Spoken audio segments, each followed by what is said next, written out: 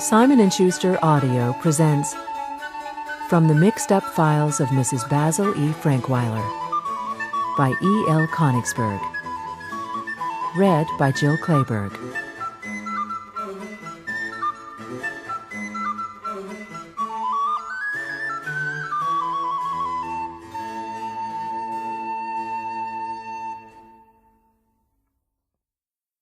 To my lawyer, Saxonburg. I can't say that I enjoyed your last visit. It was obvious that you had too much on your mind to pay any attention to what I was trying to say. Perhaps if you had some interest in this world besides law, taxes, and your grandchildren, you could almost be a fascinating person. Almost. That last visit was the worst bore. I won't risk another dull visit for a while, so I'm having Sheldon, my chauffeur, deliver this account to your home. I've written it to explain certain changes I want made in my last will and testament. You'll understand those changes, and a lot of other things, much better after reading it. I'm sending you a carbon copy. I'll keep the original in my files. I don't come in until much later. But never mind, you'll find enough to interest you until I do. You never knew that I could write this well, did you? Of course, you don't actually know yet, but you soon will. I've spent a lot of time on this file. I listened, I investigated, and I fitted all the pieces together like a jigsaw puzzle. It leaves no doubts. Well, Saxonburg, read and discover.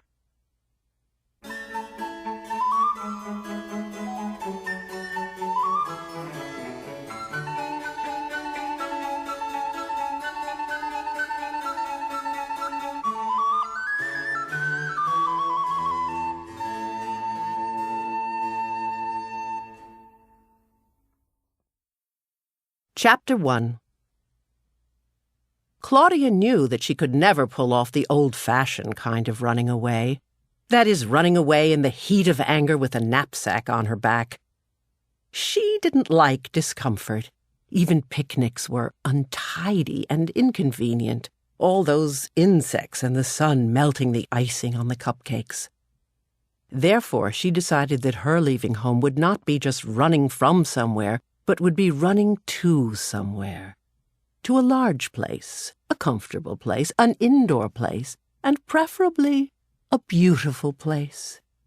And that's why she decided upon the Metropolitan Museum of Art in New York City. She planned very carefully. She saved her allowance and she chose her companion. She chose Jamie, the second youngest of her 3 younger brothers. He could be counted on to be quiet, and now and then he was good for a laugh. Besides, he was rich. Unlike most boys his age, he had never even begun collecting baseball cards. He saved almost every penny he got. But Claudia waited to tell Jamie that she had decided upon him. She couldn't count on him to be that quiet for that long, and she calculated needing that long to save her weekly allowances. It seemed senseless to run away without money. Living in the suburbs had taught her that everything costs. She had to save enough for train fare and a few expenses before she could tell Jamie or make final plans. In the meantime, she almost forgot why she was running away, but not entirely.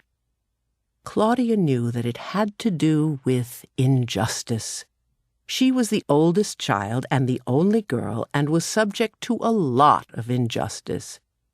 Perhaps it was because she had to both empty the dishwasher and set the table on the same night, while her brothers got out of everything. And perhaps there was another reason more clear to me than to Claudia. A reason that had to do with the sameness of each and every week. She was bored with simply being straight-A's Claudia Kincaid. She was tired of arguing about who whose turn it was to choose the Sunday night 7:30 television show of injustice and of the monotony of everything. The fact that her allowance was so small that it took her more than 3 weeks of skipping hot fudge sundaes to save enough for train fare was another example of injustice.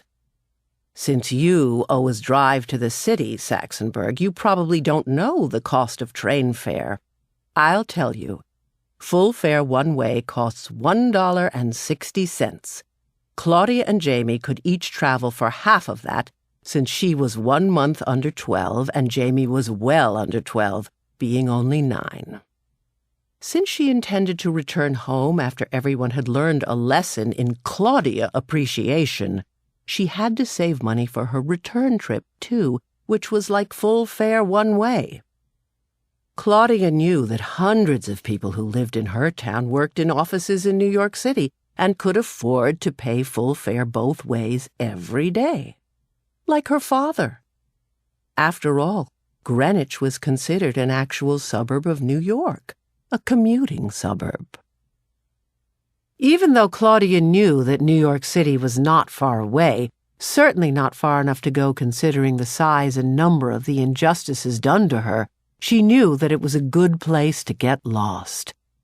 Her mother's Mahjong Club ladies called it the city. Most of them never ventured there. It was exhausting, and it made them nervous. When she was in the 4th grade, her class had gone on a trip to visit historical places in Manhattan. Jonathan Richter's mother hadn't let him go for fear he'd get separated from the group and all the jostling that goes on in New York. Mrs. Richter, who was something of a character, had said that she was certain that he would come home lost, and she considered the air very bad for him to breathe. Claudia loved the city because it was elegant. It was important and busy. The best place in the world to hide. She studied maps and the tour guide book of the American Automobile Association and reviewed every field trip her class had ever taken. She made a specialized geography course for herself. There were even some pamphlets about the museum around the house, which she quietly researched. Claudia also decided that she must get accustomed to giving up things. Learning to do without hot fudge sundaes was good practice for her. She made do with the good humor bars her mother always kept in their freezer. Normally, Claudia's hot fudge expenses were 40 cents per week. Before her decision to run away, deciding what to do with the 10 cents left over from her allowance had been the biggest adventure she had had each week. Sometimes she didn't even have 10 cents, for she lost a nickel every time she broke one of the household rules, like forgetting to make her bed in the morning. She was certain that her allowance was the smallest in her class. And most of the other 6th graders never lost part of their pay, since they had full-time maids to do the chores instead of a cleaning lady only twice a week. Once after she started saving, the drugstore had a special. Hot fudge, 27 cents, the sign in the window said. She bought one. It would postpone her running away only 27 cents worth. Besides, once she made up her mind to go, she enjoyed the planning almost as much as she enjoyed spending money. Planning long and well was one of her special talents. Jamie, the chosen brother, didn't even care for hot fudge sundaes, although he could have bought one at least every other week. A year and a half before, Jamie had made a big purchase. He had spent his birthday money and part of his Christmas money on a transistor radio made in Japan, purchased from Woolworth's. Occasionally, he bought a battery for it. They would probably need the radio. That made another good reason for choosing Jamie. On Saturdays, Claudia emptied the wastebaskets, a task she despised. There were so many of them. Everyone in her family had his own bedroom and wastebasket, except her mother and father, who shared both, with each other. Almost every Saturday, Steve emptied his pencil sharpener into his. She knew he made his basket messy on purpose. One Saturday, as she was carrying the basket from her parents' room, she jiggled it a little so that the contents would sift down and not spill out as she walked. Their basket was always so full since there were two of them using it. She managed to shift a shallow layer of Kleenex, which her mother had used for blotting lipstick, and thus exposed the corner of a red ticket. Using the tips of her forefinger and thumb like a pair of forceps, she pulled at it and discovered a 10-ride pass for the New York, New Haven, and Hartford Railroad. Used train passes normally do not appear in suburban wastebaskets. They appear in the pockets of train conductors. 9 rides on a pass are marked off in little squares along the bottom edge, and they are punched one at a time as they are used. For the 10th ride, the conductor collects the pass. Their cleaning lady who had come on Friday must have thought that the pass was all used up, since rides 1 through 9 were already punched. The cleaning lady never went to New York, and Claudia's dad never kept close track of his pocket change or his train passes. Both she and Jamie could travel on the leftover pass since 2 half fares equal 1 whole. Now they could board the train without having to purchase tickets. They would avoid the station master and any stupid questions he might ask. What a find! From a litter of lipstick kisses, Claudia had plucked a free ride. She regarded it as an invitation. They would leave on Wednesday. On Monday afternoon, Claudia told Jamie at the school bus stop that she wanted him to sit with her because she had something important to tell him. Usually, the 4 Kincaid children neither waited for each other nor walked together, except for Kevin, who was somebody's charge each week. School had begun on the Wednesday after Labor Day. Therefore, their fiscal week, as Claudia chose to call it, began always on Wednesday. Kevin was only 6 and in the 1st grade and was made much over by everyone, especially by Mrs. Kincaid, Claudia thought. Claudia also thought that he was terribly babied and impossibly spoiled. You would think that her parents would know something about raising children by the time Kevin, their 4th, came along, but her parents hadn't learned. She couldn't remember being anyone's charge when she was in the 1st grade. Her mother had simply met her at the bus stop every day. Jamie wanted to sit with his buddy Bruce. They played cards on the bus. Each day meant a continuation of the day before. The game was nothing very complicated, Saxonburg, nothing terribly refined. They played war, that simple game where each player puts down a card and the higher card takes both. If the cards are the same, there is a war which involves putting down more cards. Winner then takes all the war cards. Every night when Bruce got off at his stop, he'd take his stack of cards home with him. Jamie would do the same. They always took a vow not to shuffle. At the stop before Bruce's house, they would stop playing, wrap a rubber band around each pile, hold the stack under each other's chin, and spit on each other's deck, saying, "Thou shalt not shuffle." Then each tapped his deck and put it in his pocket. Claudia found the whole procedure disgusting, so she suffered no feelings of guilt when she pulled Jamie away from his precious game. Jamie was mad, though. He was in no mood to listen to Claudia. He sat slumped in his seat with his lips pooched out and his eyebrows pulled down on top of his eyes. He looked like a miniature, clean-shaven Neanderthal man. Claudia didn't say anything. She waited for him to cool off. Jamie spoke first. "Gosh, Claude, why don't you pick on Steve?" Claudia answered, "I thought, Jamie, that you'd see that it's obvious I don't want Steve." "Well," Jamie pleaded, "want him. Want him." Claudia had planned her speech. I want you, Jamie, for the greatest adventure in our lives." Jamie muttered, "Well, I wouldn't mind if you picked on someone else." Claudia looked out the window and didn't answer. Jamie said, "As long as you've got me here, tell me." Claudia still said nothing and still looked out the window. Jamie became impatient. "I said that as long as you've got me here, you may as well tell me." Claudia remained silent. Jamie erupted. "What's the matter with you, Claude? First you bust up my card game, then you don't tell me. It's undecent." "Break up, not bust up. Indecent, not undecent," Claudia corrected. "Oh, baloney, you know what I mean. Now tell me," he demanded. "I've picked you to accompany me on the greatest adventure of our mutual lives," Claudia repeated. "You said that." He clenched his teeth. "Now tell me." "I've decided to run away from home, and I've chosen you to accompany me." "Why pick on me? Why not pick on Steve?" he asked. Claudia sighed. "I don't want Steve. Steve is one of the things in my life that I'm running away from. I want you." Despite himself, Jamie felt flattered.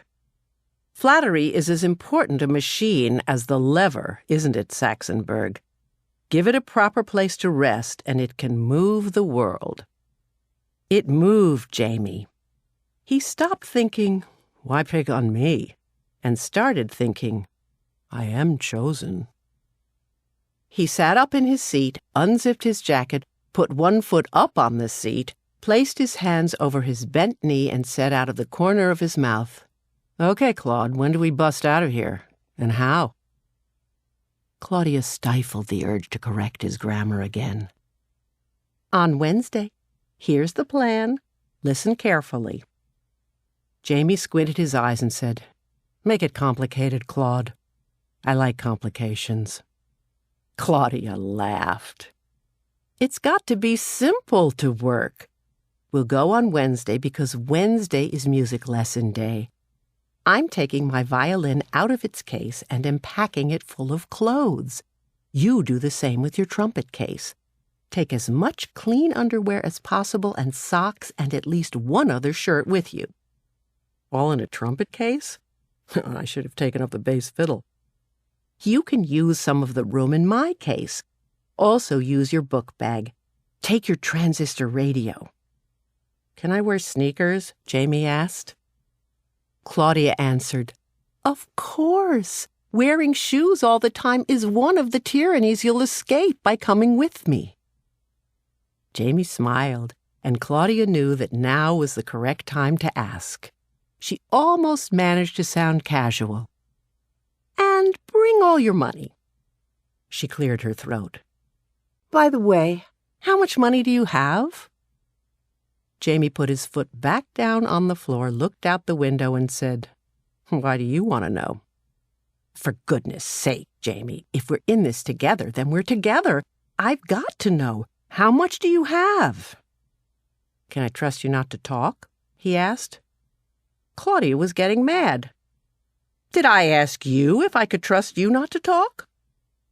She clamped her mouth shut and let out twin whiffs of air through her nostrils. Had she done it any harder or any louder, it would have been called a snort. "Well, you see, Claude," Jamie whispered, "I have quite a lot of money." Claudia thought that old Jamie would end up being a business tycoon someday, or at least a tax attorney like their grandfather. She said nothing to Jamie. Jamie continued, "Claude, don't tell Mom or Dad, but I gamble.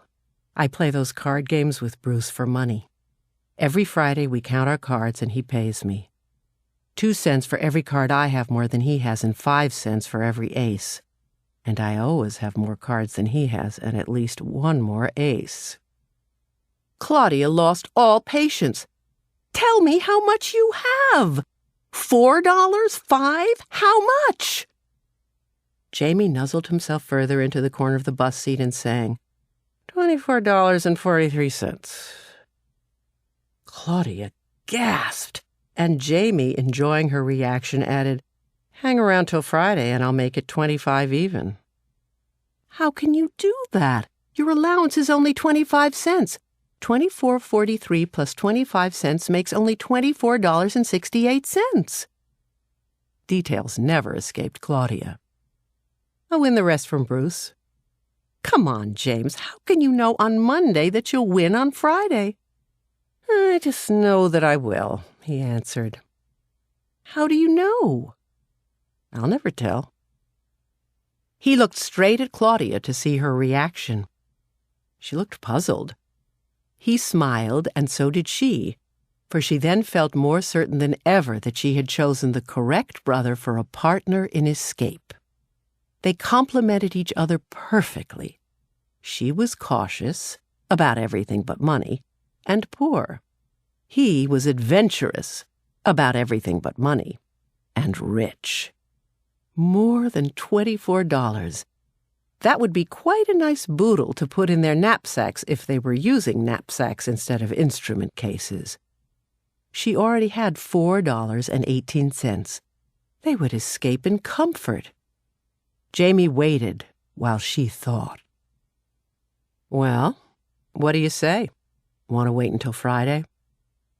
Claudia hesitated only a minute before deciding. "No, we have to go on Wednesday. I'll write you full details of my plan. You must show the plan to no one. Memorize all the details, then destroy my note." "Do I have to eat it?" Jamie asked. "Tearing it up and putting it in the trash would be much simpler. No one in our family but me ever goes through the trash, and I only do if it's not sloppy and not full of pencil sharpener shavings. Or ashes." "I'll eat it. I like complications," Jamie said. "You must also like wood pulp," Claudia said. "That's what paper's made of, you know." I know," Jamie answered. They spoke no more until they got off the bus at their stop. Steve got off the bus after Jamie and Claudia. Steve yelled, Claude, it's your turn to take Kevin. I'll tell Mom if you forget." Claudia, who'd been walking up ahead with Jamie, stopped short, ran back, grabbed Kevin's hand, and started retracing her steps, pulling him along to the side and slightly behind. "I want to walk with Stevie," Kevin cried. "That would be just fine with me, Kevin brat," Claudia answered. "But today you happen to be my responsibility." "Whose responsibility am I next?" he asked. "Wednesday starts Steve's turn," Claudia answered. "I wish it could be Steve's turn every week," Kevin whined. "You may just get your wish." Kevin never realized then or ever that he had been given a clue, and he pouted all the way home. Chapter 2. On Tuesday night, Jamie found his list of instructions under his pillow, pinned to his pajamas. His first instruction was to forget his homework, get ready for the trip instead. I wholeheartedly admire Claudia's thoroughness. Her concern for delicate details is as well developed as mine. Her note to Jamie even included a suggestion for hiding his trumpet when he took it out of its case.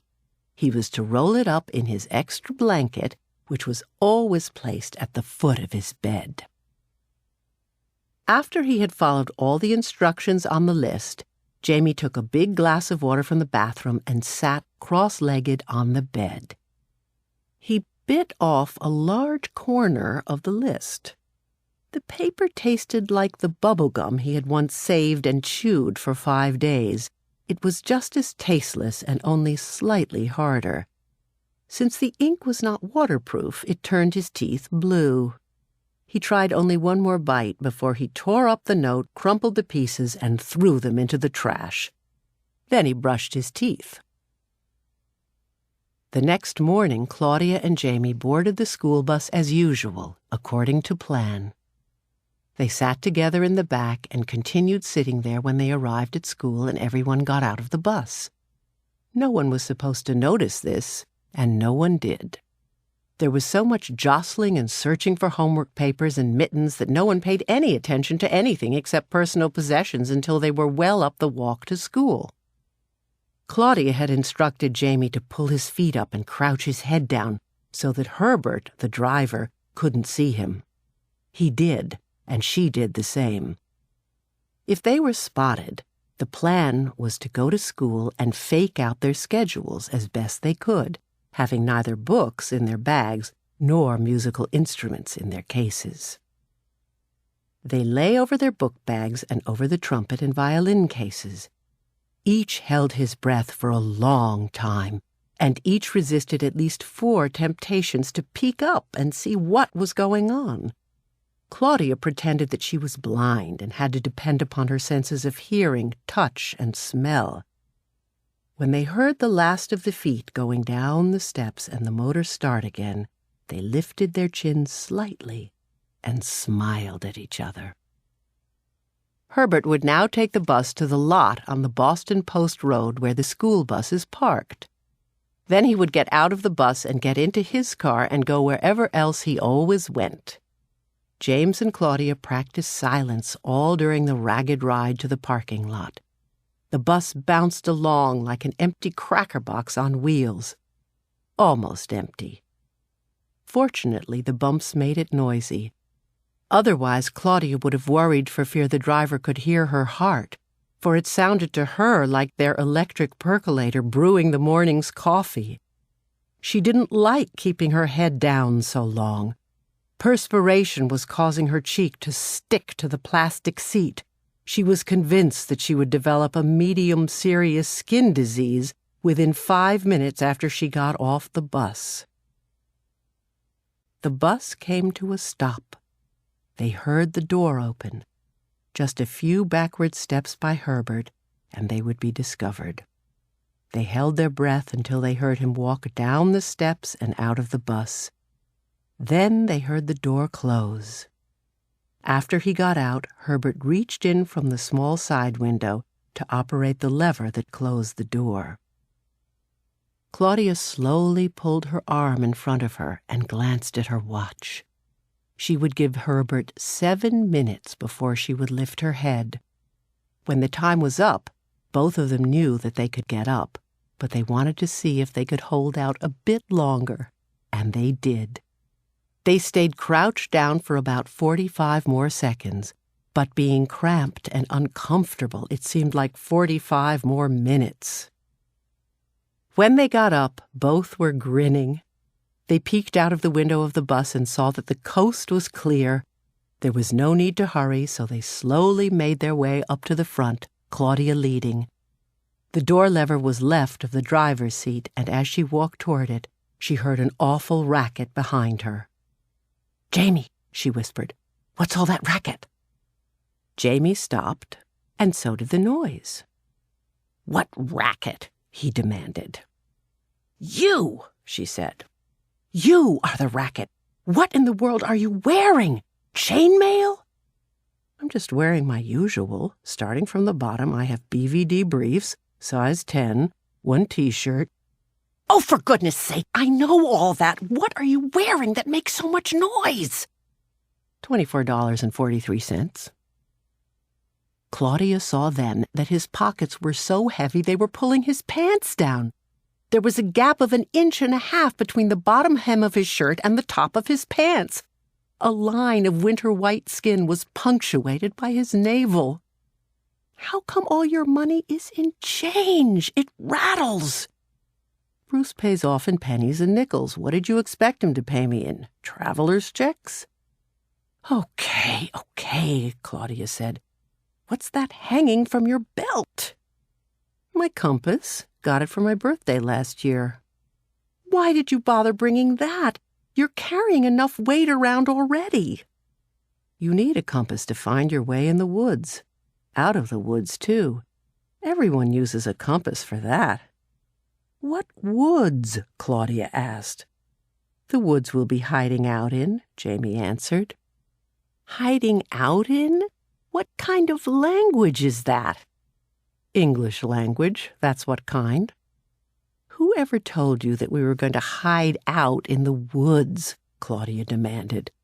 There! You said it! You said it! Jamie shrieked. Said what? I never said we're going to hide out in the woods. Now Claudia was yelling too. No, you said hide out in. I did not. Jamie exploded.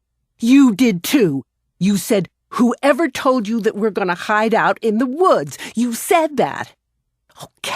Okay, Claudia replied.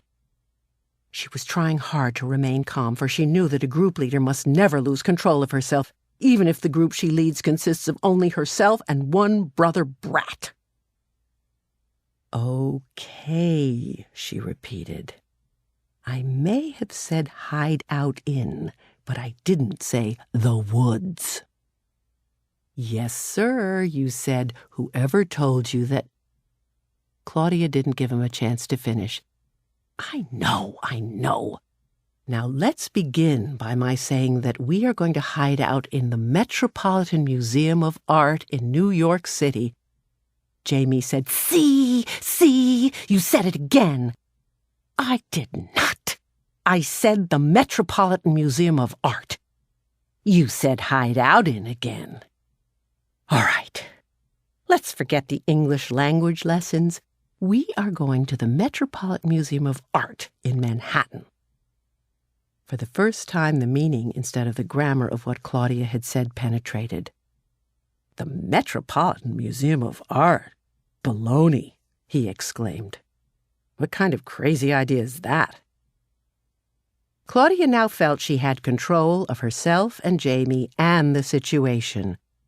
For the past few minutes, they had forgotten that they were stowaways on the school bus and had behaved as they always did at home. She said, let's get off this bus and on the train, and I'll tell you about it. Once again, James Kincaid felt cheated. The train? Can't we even hitchhike to New York? Hitchhike? And take a chance of getting kidnapped or robbed, or we could even get mugged? Claudia replied. Robbed? Why are you worried about that? It's mostly my money, Jamie told her. We're in this together. It's mostly your money we're using, but it's all my idea we're using. We'll take the train. Of all the sissy ways to run away, and of all the sissy places to run away to, Jamie mumbled. He didn't mumble quite softly enough. Claudia turned to him. Run away too? How can you run away and to? What kind of language is that? Claudia asked. The American language, Jamie answered. American James Kincaid language. And they both left the bus, forgetting caution and remembering only their quarrel. They were not discovered. On the way to the train station, Claudia mailed 2 letters. What were those? Jamie asked. One was a note to Mom and Dad to tell them that we are leaving home and not to call the FBI. They'll get it tomorrow or the day after. And the other? The other was 2 box tops from Cornflakes. They send you 25 cents if you mail them 2 box tops with stars on the tops. For milk money, it said. You should have sent that in before. We could use 25 cents more. We just finished eating the 2nd box of cornflakes this morning, Claudia informed him. They arrived at the Greenwich station in time to catch the 10:42 local. The train was not filled with either commuters or lady shoppers, so Claudia walked up the aisles of one car and then another until she found a pair of chairs that dissatisfied her the least with regard to the amount of dust and lint on the blue velvet mohair covers. Jamie spent 7 of the 28.5 railroad miles trying to convince his sister that they should try hiding in Central Park. Claudia appointed him treasurer. He would not only hold all the money, he would also keep track of it and pass judgment on all expenditures. Then Jamie began to feel that the Metropolitan offered several advantages and would provide adventure enough. And in the course of those miles, Claudia stopped regretting bringing Jamie along. In fact, when they emerged from the train at Grand Central into the underworld of cement and steel that leads to the terminal, Claudia felt that having Jamie there was important.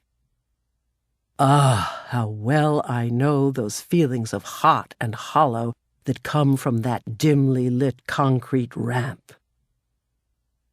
And his money and radio were not the only reasons. Manhattan called for the courage of at least 2 Kincaids. Chapter 3. As soon as they reached the sidewalk, Jamie made his first decision as treasurer. "We'll walk from here to the museum." "Walk?" Claudia asked. "Do you realize that it's over 40 blocks from here?" "Well, how much does the bus cost?" "The bus!" Claudia exclaimed. "Who said anything about taking a bus? I want to take a taxi." "Claudia," Jamie said, "you are quietly out of your mind. How can you even think of a taxi? We have no more allowance, no more income. You can't be extravagant any longer. It's not my money we're spending. It's our money. We're in this together, remember?" "You're right," Claudia answered. "A taxi is expensive. The bus is cheaper. It's only 20 cents each. We'll take the bus." "Only 20 cents each? That's 40 cents total. No bus. We'll walk." "We'll wear out 40 cents worth of shoe leather," Claudia mumbled. "You're sure we have to walk?" "Positive," Jamie answered. "Which way do we go?" "Sure you won't change your mind?" The look on Jamie's face gave her the answer. She sighed. No wonder Jamie had more than $24. He was a gambler and a cheapskate. If that's the way he wants to be, she thought, I'll never again ask him for bus fare. I'll suffer and never let him know about it. But he'll regret it when I simply collapse from exhaustion. I'll collapse quietly. "We'd better walk up Madison Avenue," she told her brother. "I'll see too many ways to spend our precious money if we walk on Fifth Avenue, all those gorgeous stores." She and Jamie did not walk exactly side by side. Her violin case kept bumping him, and he began to walk a few steps ahead of her. As Claudia's pace slowed down from what she was sure was an accumulation of carbon dioxide in her system, she had not yet learned about muscle fatigue in science class, even though she was in the 6th grade honors class. Jamie's pace quickened. Soon he was walking a block and a half ahead of her. They would meet when a red light held him up. At one of these mutual stops, Claudia instructed Jamie to wait for her on the corner of Madison Avenue and 80th Street, for there they would turn left to Fifth Avenue.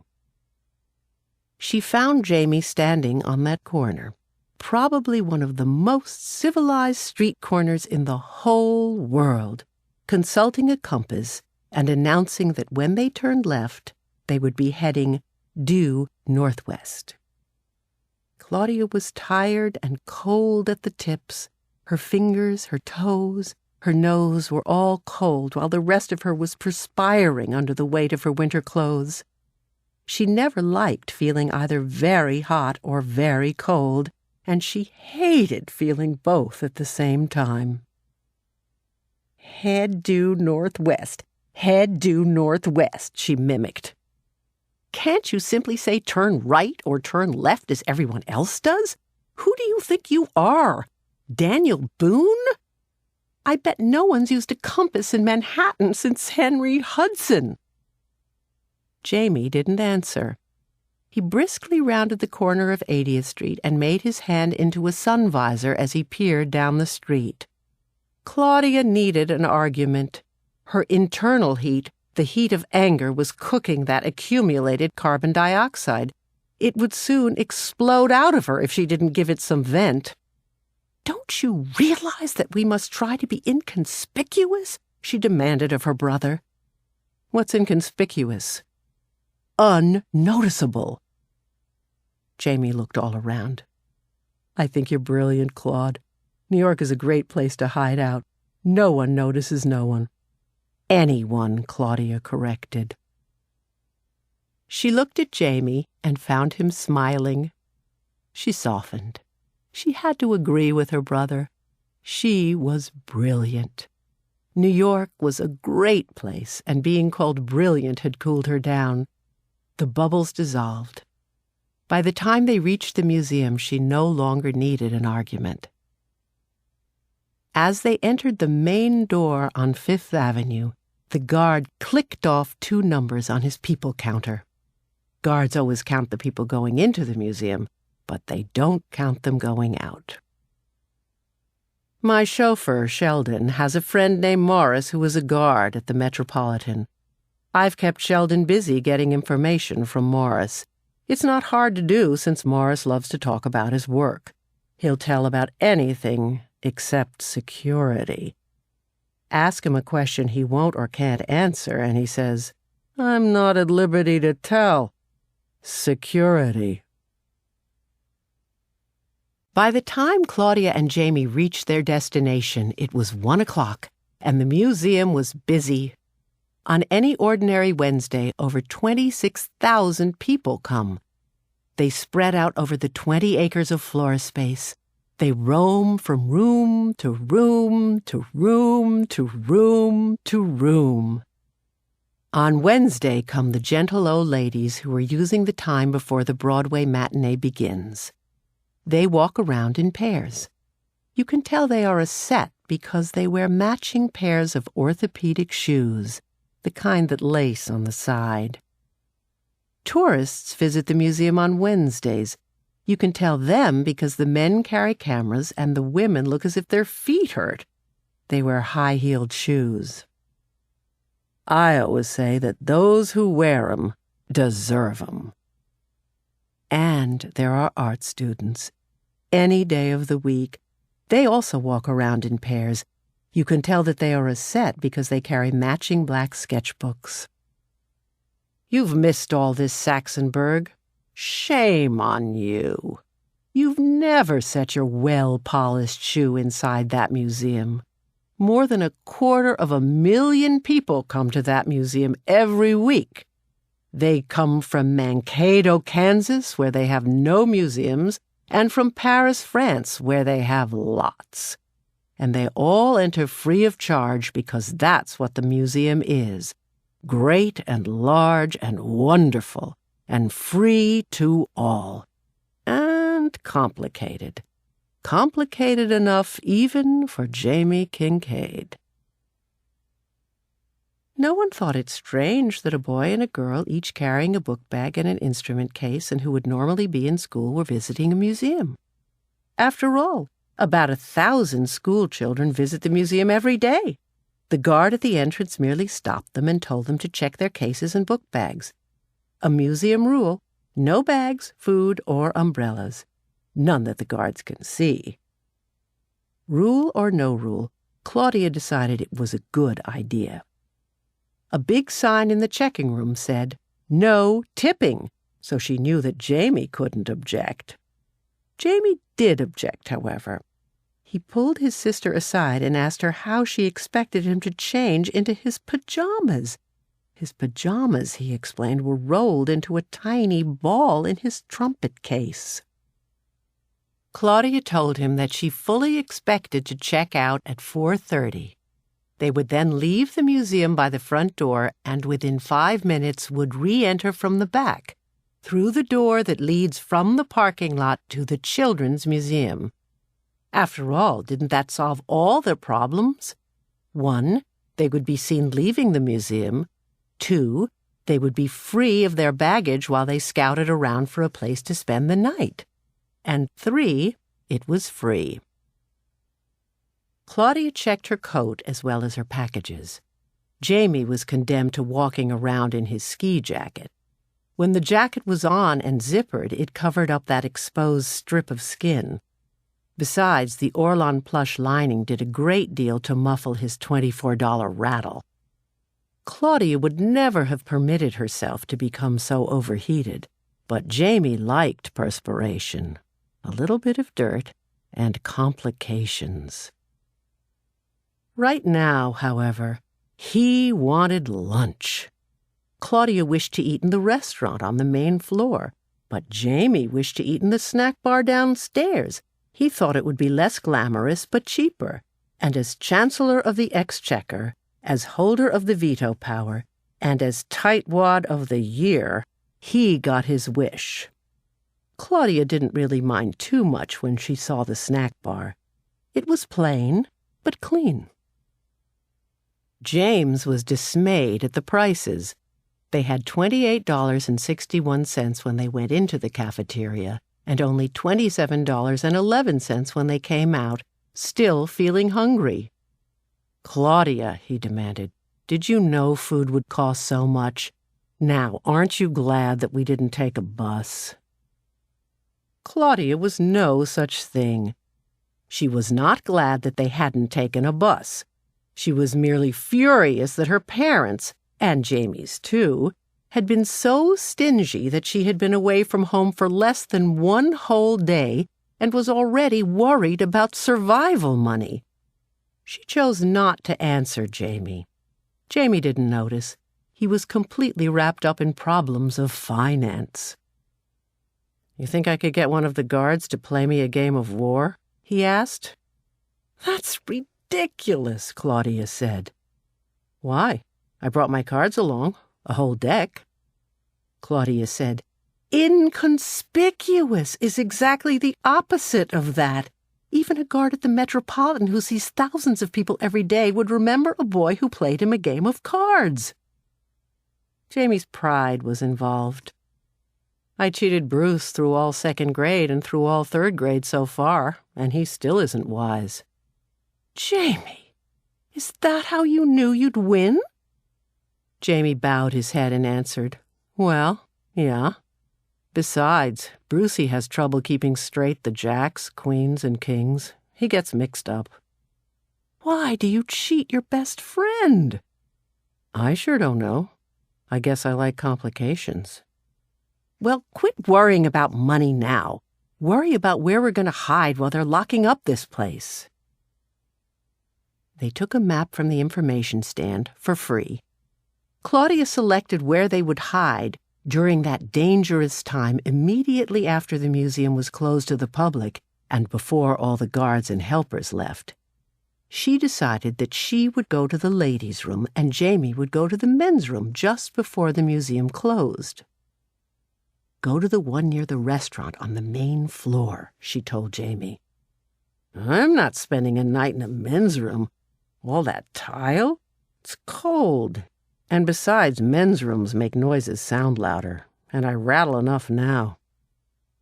Claudia explained to Jamie that he was to enter a booth in the men's room. "And then stand on it," she continued. "Stand on it? Stand on what?" Jamie demanded. "You know," Claudia insisted. "Stand on it." "You mean stand on the toilet?" Jamie needed everything spelled out. "Well, what else would I mean? What else is there in a booth in the men's room? And keep your head down, and keep the door to the booth very slightly open," Claudia finished. "Feet up, head down, door open." "Why?" "Because I'm certain that when they check the ladies' room and the men's room, they peek under the door and check only to see if there are feet. We must stay there until we're sure all the people and guards have gone home." "How about the night watchman?" Jamie asked. Claudia displayed a lot more confidence than she really felt. "Oh, there'll be a night watchman, I'm sure, but he mostly walks around the roof trying to keep people from breaking in. We'll already be in. They call what he walks a catwalk. We'll learn his habits soon enough.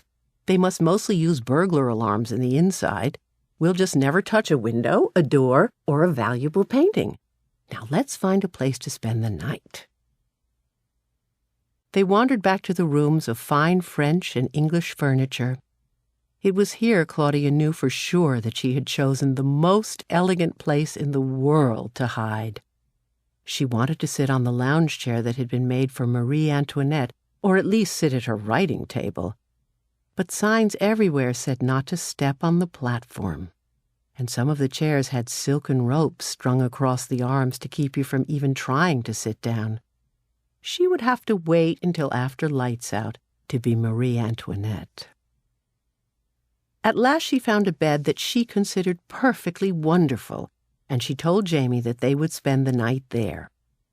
The bed had a tall canopy supported by an ornately carved headboard at one end and by 2 gigantic posts at the other. "I'm familiar with that bed, Saxonburg. It is as enormous and fussy as mine, and it dates from the 16th century, like mine. I once considered donating my bed to the museum, but Mr. Untermeyer gave them this one first. I was somewhat relieved when he did. Now I can enjoy my bed without feeling guilty because the museum doesn't have one. Besides, I'm not that fond of donating things." Claudia had always known that she was meant for such fine things. Jamie, on the other hand, thought that running away from home to sleep in just another bed was really no challenge at all. He, James, would rather sleep on the bathroom floor after all. Claudia then pulled him around to the foot of the bed and told him to read what the card said. Jamie read, "Please do not step on the platform." Claudia knew that he was being difficult on purpose. Therefore, she read for him. "State bed, scene of the alleged murder of Amy Robsart, first wife of Lord Robert Dudley, later Earl of—" Jamie couldn't control his smile. He said, "You know, Claude, for a sister and a fuss budget, you're not too bad." Claudia replied, "You know, Jamie, for a brother and a cheapskate, you're not too bad." Something happened at precisely that moment. Both Claudia and Jamie tried to explain to me about it, but they couldn't quite. I know what happened, though I never told them. Having words and explanations for everything is too modern. I especially wouldn't tell Claudia. She has too many explanations already. What happened was, they became a team, a family of 2. There had been times before when they ran away when they acted like a team, but those were very different from feeling like a team. Becoming a team didn't mean the end of their arguments, but it did mean that the arguments became a part of the adventure, became discussions, not threats. To an outsider, the arguments would appear to be the same because feeling like part of a team is something that happens invisibly. You might call it caring. You could even call it love. And it is very rarely indeed that it happens to 2 people at the same time, especially a brother and a sister who had always spent more time with activities than they had with each other. They followed their plan, checked out of the museum, and re-entered through a back door. When the guard at that entrance told them to check their instrument cases, Claudia told them that they were just passing through on their way to meet their mother. The guard let them go, knowing that if they went very far, some other guard would stop them again.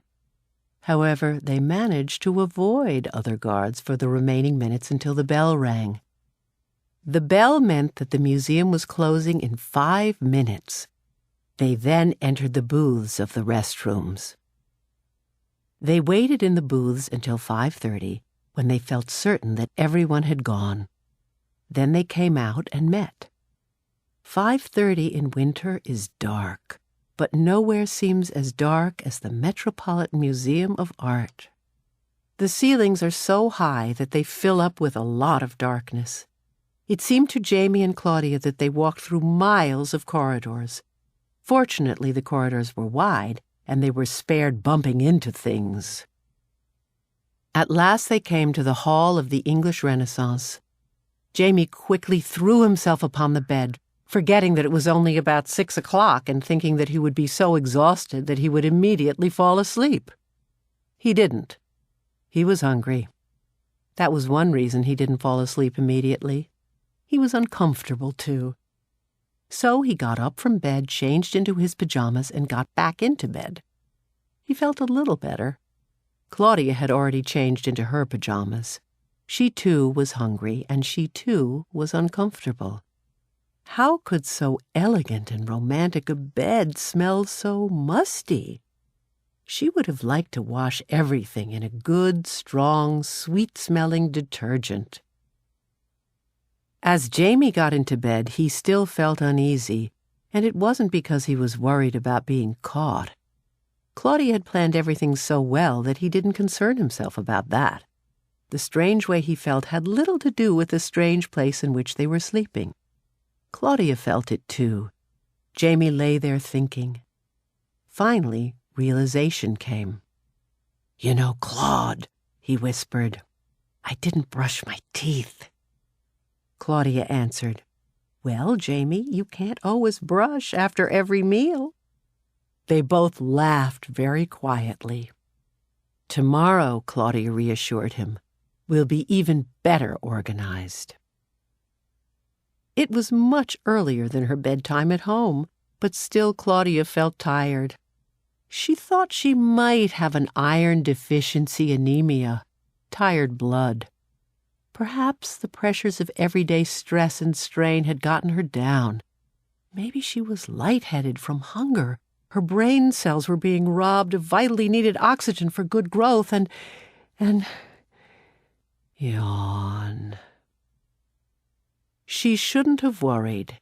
It had been an unusually busy day. A busy and unusual day. So she lay there in the great quiet of the museum next to the warm quiet of her brother and allowed the soft stillness to settle around them, a comforter of quiet. The silence seeped from their heads to their souls and into their souls.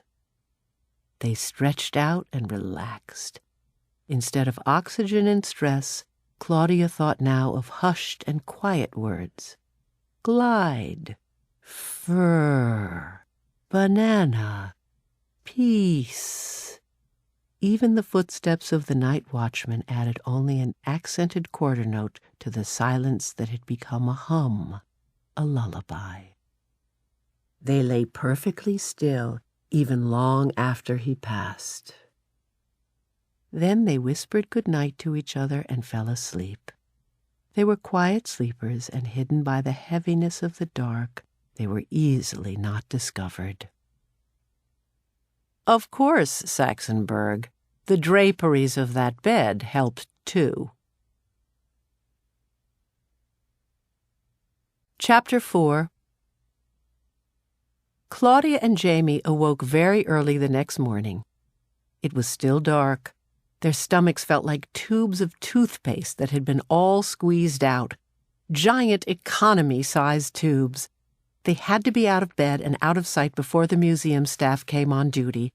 Neither was accustomed to getting up so early, to feeling so unwashed or feeling so hungry. They dressed in silence. Each felt that peculiar chill that comes from getting up in the early morning. The chill that must come from one's own bloodstream, for it comes in summer as well as winter, from some inside part of you that knows it is early morning. Claudia always dreaded that brief moment when her pajamas were shed and her underwear was not yet on. Even before she began undressing, she always had her underwear laid out on the bed in the right direction, right for getting into as quickly as possible. She did this now, too, but she hurried less, pulling her petticoat down over her head. She took good long whiffs of the wonderful essence of detergent and clean Dacron cotton which floated down with the petticoat. Next to any kind of elegance, Claudia loved good, clean smells. After they were dressed, Claudia whispered to Jamie, "Let's stash our book bags and instrument cases before we man our stations." They agreed to scatter their belongings. Thus, if the museum officials found one thing, they wouldn't necessarily find all. While still at home, they had removed all identification on their cases as well as their clothing. Any child who has watched only 1 month's worth of television knows to do that much. Claudia hid her violin case in a sarcophagus that had no lid. It was well above eye level, and Jamie helped hoist her up so that she could reach it. It was a beautifully carved Roman marble sarcophagus. She hid her book bag behind a tapestry screen in the rooms of French furniture. Jamie wanted to hide his things in a mummy case, but Claudia said that would be unnecessarily complicated. The Egyptian wing of the Metropolitan was too far away from their bedroom. For the number of risks involved, it might as well be in Egypt. So the trumpet case was hidden inside a huge urn, and Jamie's book bag was neatly tucked behind a drape that was behind a statue from the Middle Ages. Unfortunately, the museum people had fastened all the drawers of their furniture so that they couldn't be opened. They had never given a thought to the convenience of Jamie Kincaid. Manning their stations meant climbing back into the booths and waiting during the perilous time when the museum was open to the staff but not to visitors. They washed up, combed their hair, and even brushed their teeth. Then began those long moments. That first morning they weren't quite sure when the staff would arrive, so they hid good and early. While Claudia stood crouched down waiting, the emptiness and the hollowness of all the museum corridors filled her stomach. She was starved. She spent her time trying not to remember delicious things to eat. Jamie made one slight error that morning. It was almost enough to be caught.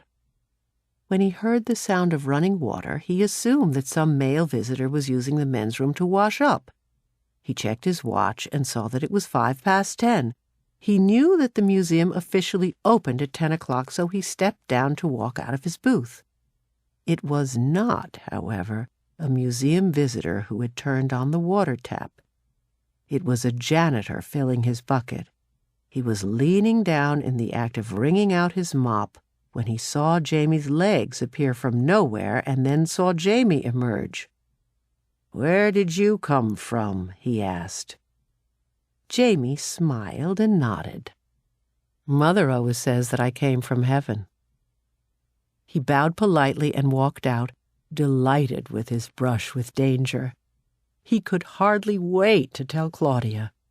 Claudia chose not to be amused on so empty a stomach.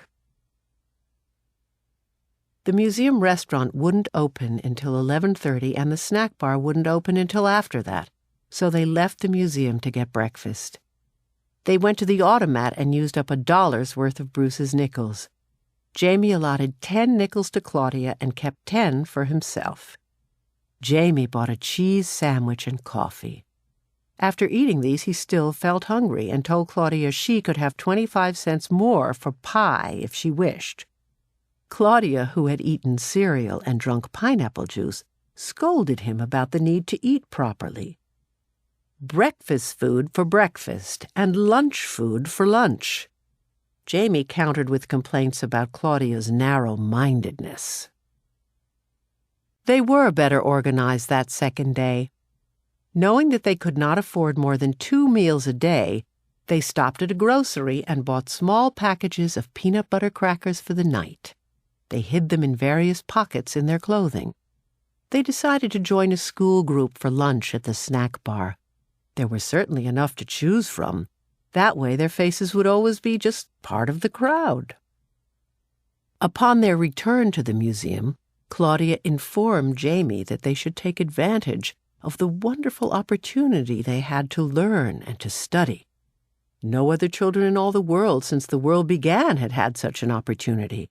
So she set forth for herself and for her brother the task of learning everything about the museum, one thing at a time. Claudia probably didn't realize that the museum has over 365,000 works of art. Even if she had, she could not have been convinced that learning everything about everything was not possible. Her ambitions were as enormous and as multidirectional as the museum itself. Every day they would pick a different gallery about which they would learn everything. He could pick first. She would pick second. He third, and so on. Just like the television schedule at home. Jamie considered learning something every day outrageous. It was not only outrageous, it was unnecessary. Claudia simply did not know how to escape. He thought he would put a quick end to this part of their runaway career. He chose the galleries of the Italian Renaissance. He didn't even know what the Renaissance was, except that it sounded important and there seemed to be an awful lot of it. He figured that Claudia would soon give up in despair. When she gave Jamie first pick, Claudia had been certain that he would choose arms and armor. She herself found these interesting. There was probably 2 days' worth of learning there. Perhaps she might even choose the same on the second day. Claudia was surprised at Jamie's choice, but she thought she knew why he chose the Italian Renaissance. She thought she knew because along with tennis, ballet, and diving lessons at the Y, she had taken art appreciation lessons last year. Her art teacher had said that the Renaissance was a period of glorification of the human form. As best she could figure out, that meant bare bodies. Many painters of the Italian Renaissance had painted huge, billowy, bosomy, naked ladies. She was amazed at Jamie. She thought he was too young for that. He was. She never even considered the possibility that he wanted her to be bored. She had given him first choice, and she was stuck with it. So she marched with him toward the long, wide stairway straight in from the main entrance, which leads directly to the Hall of the Italian Renaissance. If you think of doing something in New York City, you can be certain that at least 2,000 other people have that same thought. And of the 2,000 who do, about 1,000 will be standing in line waiting to do it. That day was no exception. There were at least 1,000 people waiting in line to see things in the Hall of the Italian Renaissance. Claudia and Jamie did not think that there was anything unusual about the size of the crowd. This was New York. Crowded was part of the definition of New York. To many art experts, Saxonburg, crowded is part of the definition of the Italian Renaissance, too. It was a time much like this. Artistic activity was everywhere. Keeping track of the artists of the 15th and 16th centuries in Italy is as difficult as keeping track of the tax laws in the 1950s and 60s in the United States, and almost as complicated. As they reached the top of the stairs, a guard said, "Line forms to the right. Single file, please." They did as they were told, partly because they didn't want to offend any guard or even attract his attention, and partly because the crowd made them. Ladies' arms draped with pocketbooks and men's arms draped with coats formed a barrier as difficult to get through as barbed wire. Claudia and Jamie stood in the manner of all children who are standing in line. They stood leaning back with their necks stretched and their heads tilted away, way back, making a vain effort to see over the shoulders of the tall adult who always appears in front of them. Jamie could see nothing but the coat of the man in front of him. Claudia could see nothing but a piece of Jamie's head plus the coat of the man in front of Jamie. They realized that they were approaching something out of the ordinary when they saw a newspaper cameraman walking along the edge of the crowd. The newsman carried a large black flash camera which had Times stenciled in white on its case. Jamie tried to slow down to the pace of the photographer. He didn't know what he was having his picture taken for, but he liked getting his picture taken, especially for a newspaper. Once when his class had visited the fire department, his picture had been in the paper at home. He had bought 7 copies of the paper and used that page for book covers. When the book covers began to tear, he covered the covers with saran wrap. They were still in his bookcase at home. Claudia sensed danger. At least she remembered that they had run away from home, and she didn't want any New York paper advertising her whereabouts. Or Jamie's either, especially if her parents happened to be looking for her. Someone in Greenwich was bound to read the New York Times and tell her folks. It would be more than a clue. It would be like booking anyone looking for them on a chartered bus ride straight to the hideaway. Wouldn't her brother ever learn inconspicuous? She shoved him. He almost fell into the man in the coat. Jamie turned to Claudia and gave her an awful look. Claudia paid no attention, for now they reached what everyone was standing in line to see. A statue of an angel. Her arms were folded, and she was looking holy. As Claudia passed by, she thought that that angel was the most beautiful, most graceful little statue she had ever seen. She wanted to stop and stare. She almost did, but the crowd wouldn't let her. As Jamie passed by, he thought he would get even with Claudia for shoving him. They followed the line to the end of the Renaissance Hall. When the velvet ropes that had guided the crowd by creating a narrow street within the room ended, they found themselves going down a staircase to the main floor. Claudia was lost in remembrance of the beautiful angel she had seen. Why did she seem so important? And why was she so special? Of course, she was beautiful, graceful, polished. But so were many other things at the museum. Her sarcophagus, for example, the one in which her violin case was hidden. And why was there all that commotion about her? The man had come to take pictures. There would be something about it in tomorrow's paper. They could find out from the newspapers. She spoke to Jamie. "We'll have to buy a New York Times tomorrow to see the picture." Jamie was still mad about that shove. Why would he want to buy the paper? He wouldn't be in the picture. He chose to fight Claudia with the one weapon he had, the power of the purse. He answered, "We can't afford a New York Times. It costs a dime." "We've got to get one, Jamie. Don't you want to know what's so important about that statue, why everyone is standing in line to see it?"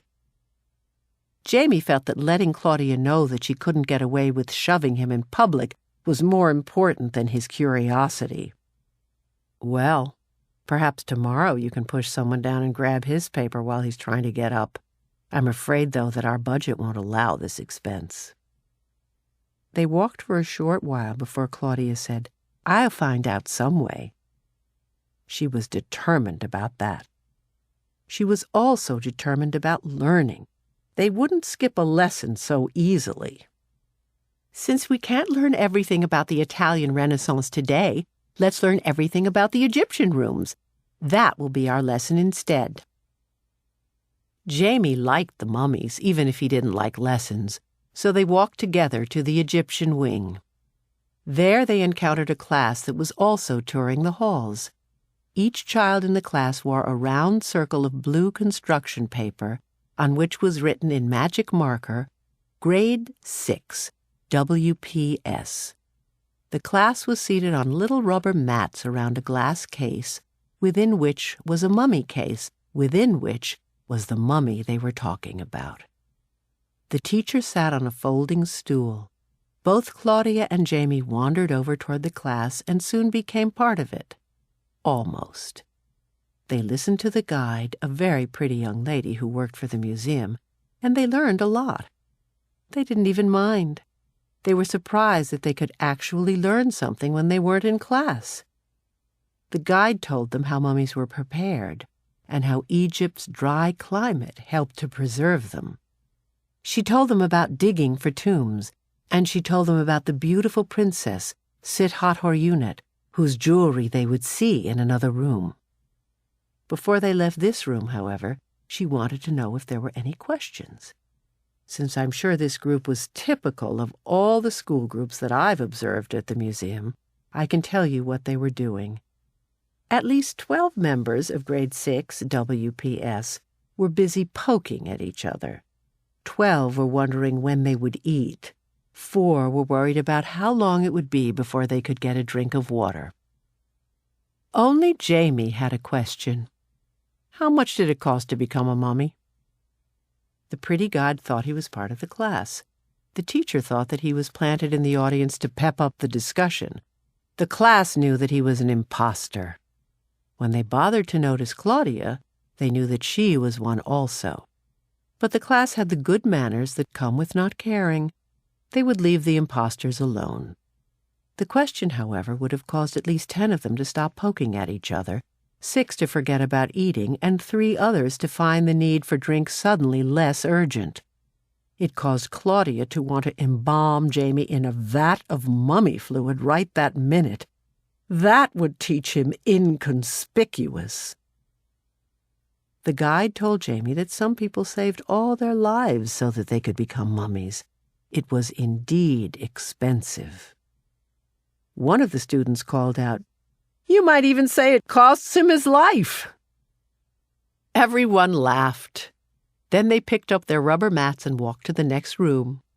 Claudia was ready to pull Jamie out of line and make him learn another part of the museum today, but she got a glimpse of the room they were to go to next. It was filled with jewelry, case after case of it. So they followed the class into that hall. After a short talk there, the guide bid them goodbye and mentioned that they might enjoy buying some of the museum pamphlets on Egypt. Jamie asked if they were expensive. The guide answered, "Some are as inexpensive as a copy of the Sunday New York Times. Others cost much more." Jamie looked over at Claudia. He shouldn't have. Claudia looked as satisfied as the bronze statue of the Egyptian cat she was standing near. The only real difference between them was that the cat wore tiny golden earrings and looked a trifle less smug. They got the New York Times the next day. Neither Claudia nor Jamie bought it. The man who left it on the counter while he was looking at the reproductions of antique jewelry bought it. The Kincaids stole it from him. They left the museum immediately thereafter. Claudia read the paper while they ate breakfast at Horn and Hardart's. That morning she didn't eat breakfast food for breakfast. Crackers and roasted chestnuts in bed at night satisfied only a small corner of her hunger. Being hungry was the most inconvenient part of running away. She meant to eat heartily for every cent Jamie gave her. She bought macaroni and cheese casserole, baked beans, and coffee that morning. Jamie got the same. The information they wanted was on the first page of the second section of the Times. The headline said, "Record Crowd Views Museum Bargain." There were 3 pictures, one of the record crowd standing in line, one of the statue itself, and one of the director of the museum with an assistant. The article was as follows. "Saxonburg, you can find an original of the newspaper in my files. It's in one of the 17 cabinets that line the north wall of my office." Officials of the Metropolitan Museum of Art report that 100,000 people climbed the Great Stairway to catch a glimpse of one of its newest acquisitions, a 24-inch statue called Angel. Interest in the marble piece arises from the unusual circumstances attending its acquisition by the museum and from the belief that it may be the work of the Italian Renaissance master, Michelangelo. If proof is found that it is an early work of Michelangelo, the museum will have purchased the greatest bargain in art history. It was purchased at an auction last year for $225. Considering that recently Prince Franz Joseph II accepted an offer of $5 million for a small painting by Leonardo da Vinci, an artist of the same period and of similar merit, will give some idea of how great a bargain this is. The museum purchased the statue last year when one of its curators spotted it during a preview showing of works to be auctioned by the Park Bernet Galleries. His initial suspicion that it might be the work of Michelangelo was confirmed by several other museum officials, all of whom kept their thoughts quiet in a successful effort to keep the bidding from being driven higher. The statue has been the subject of exhaustive tests and study by the museum staff as well as art experts from abroad. Most believe it to have been done about 470 years ago, when Michelangelo was in his early 20s. The statue was acquired by the Park Bernet Galleries from the collection of Mrs. Basil E. Frankweiler. She claims to have purchased it from a dealer in Bologna, Italy, before World War II. Mrs. Frankweiler's residence on East 63rd Street was long a Manhattan showplace for what many considered one of the finest private collections of art in the Western Hemisphere. Others considered it a gigantic hodgepodge of the great and the mediocre. Mrs. Frankweiler closed her Manhattan residence 3 years ago. Important pieces from its contents have found their way to various auctions and galleries since that time. Mr. Frankweiler amassed a fortune from the corn oil industry and from developing many corn products. He died in 1947. Mrs. Frankweiler now lives on her country estate in Farmington, Connecticut. Her home, which at one time was open to the greats in the worlds of art, business, and politics, is now closed to all but her staff, her advisors, and a few close friends. The Frankweilers had no children. A museum spokesman said yesterday, "Whether or not conclusive proof will be found that this was the work of Michelangelo, we are pleased with our purchase." Although Michelangelo Buonarroti is perhaps best known for his paintings of the Sistine Chapel in Rome, he always considered himself a sculptor, and primarily a sculptor of marble. The question of whether the museum has acquired one of his lesser-known masterpieces still awaits a final answer. If Claudia's interests had been a little broader, if she had started with the national news on page 1 and had then read the continuations on page 28, she might have noticed a small article on that page, 1 column wide, that would have interested her. The date line was Greenwich, Connecticut, and it stated that 2 children of Mr. and Mrs. Stephen C. Kincaid, Sr., had been missing since Wednesday. The article didn't mention any clues like Claudia's letter. It said that the children were last seen wearing nylon-quilted ski jackets. Small help. 14 out of 15 kids in the USA wear those. It went on to describe Claudia as brunette and pretty, and Jamie as brunette and brown-eyed. Police in the neighboring towns of Darien and Stamford in Connecticut and Portchester, New York, had been alerted. You see, Saxonburg, Claudia had found the article about the statue too easily. She didn't even look at the first section of the paper. I keep telling you that often the search proves more profitable than the goal. Keep that in mind when you're looking for something in my files. Claudia and Jamie read about the statue with great interest. Claudia read the article twice so that she could memorize it all. She decided that the statue was not only the most beautiful in the world, but also the most mysterious. Jamie said, "I don't think $225 is cheap. I've never had that much money in my whole life. Totaling up all my birthday and Christmas presents since I was born 9 long years ago wouldn't make $225. Claudia said, "You wouldn't consider 2 1/4 cents very much, would you?"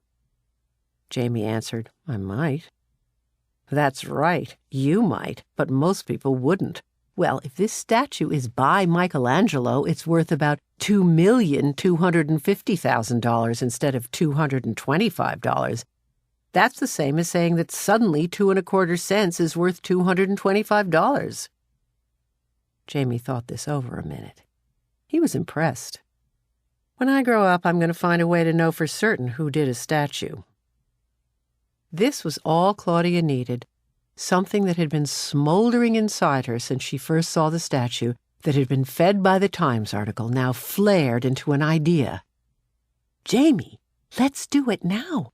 Let's skip learning everything about everything in the museum. Let's concentrate on the statue." "Can we still take class tours as we did yesterday?" Claudia answered, "Of course. We don't have to skip learning something about everything. We just won't learn everything about everything. We'll concentrate on Michelangelo." Jamie snapped his fingers. "I've got it," he exclaimed. He held up his hands for Claudia to see. "What does that mean?" "Fingerprints, silly. If Michelangelo worked on that statue, his fingerprints would be on it." "Fingerprints? Almost 500-year-old fingerprints? How would you know that they belonged to Michelangelo? He didn't have a police record." "Well, I don't suppose he did. As a matter of fact, I'm not sure people were fingerprinted in those days, even if they did." "But what if they were to find identical fingerprints on something they knew that he did? We could compare them. Claudia kept looking at the picture of the statue as she finished eating her baked beans. "Jamie," she said, "do you think the statue looks like anyone special?" She folded her arms and gazed into the distance. "No one I know looks like an angel." "Think a minute." She cleared her throat and lifted her chin slightly and gazed into the distance. "Don't think about the hairstyle or the clothes or anything. Just think about the face." She nudged the page of the New York Times closer under Jamie's nose and resumed her pose. Jamie looked at the picture. "Nope," he said, looking up. "Can't you see any resemblance?" "Nope." He looked at the picture again. "Who do you think it looks like?" "Oh, I don't know," she stammered. Jamie noticed Claudia blushing. "What's the matter? You getting a fever?" "Don't be silly. I just feel that the statue looks like someone in our family." "You sure you don't have a fever? You're talking out of your head." Claudia unfolded her arms and lowered her distant gaze. "I wonder who posed for it," she said half aloud. "Probably some fat old lady. Then the chisel slipped, so we made a skinny angel instead." "Jamie, you have as much romance in you as the wolf in Little Red Riding Hood." "Romance, baloney. But I do like the mystery part." "So do I," Claudia answered, "but I like more than that about the angel." "We're going to look for fingerprints then?" Claudia reconsidered. "Well, we might look for fingerprints. That's one way, for a start." She looked at Jamie and sniffed. "But I'm sure it won't work. We'll look tomorrow, even though it won't work." And she looked some more at the picture. On the second day, the crowd going up the broad staircase to see the little angel was even greater. The newspaper article had made people curious. Besides, it was a cloudy day, and museum attendance always improves in bad weather. Some people who had not been to the Metropolitan Museum for years came. Some people who had never been there ever came. They got directions from maps, subway conductors, and police. "I'm surprised, Saxonburg, that seeing my name in the paper in connection with Michelangelo didn't bring even you to the museum. You would have profited more than you would have thought by that trip. Are photo albums of your grandchildren the only pictures you look at? Are you altogether unconscious of the magic of the name of Michelangelo? I truly believe that his name has magic even now. The best kind of magic because it comes from true greatness." Claudia sensed it as she again stood in line.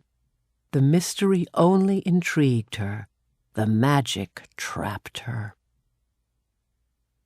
Both children were annoyed when the guards plus the push of the crowd hurried them past the angel. How could they possibly look for fingerprints when they were so rushed?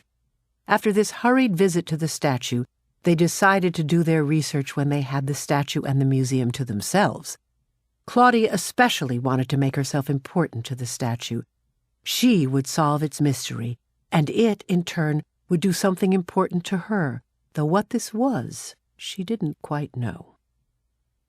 As they once again reached the back stairs, Claudia asked Jamie, "With whom shall we dine today, Sir James?"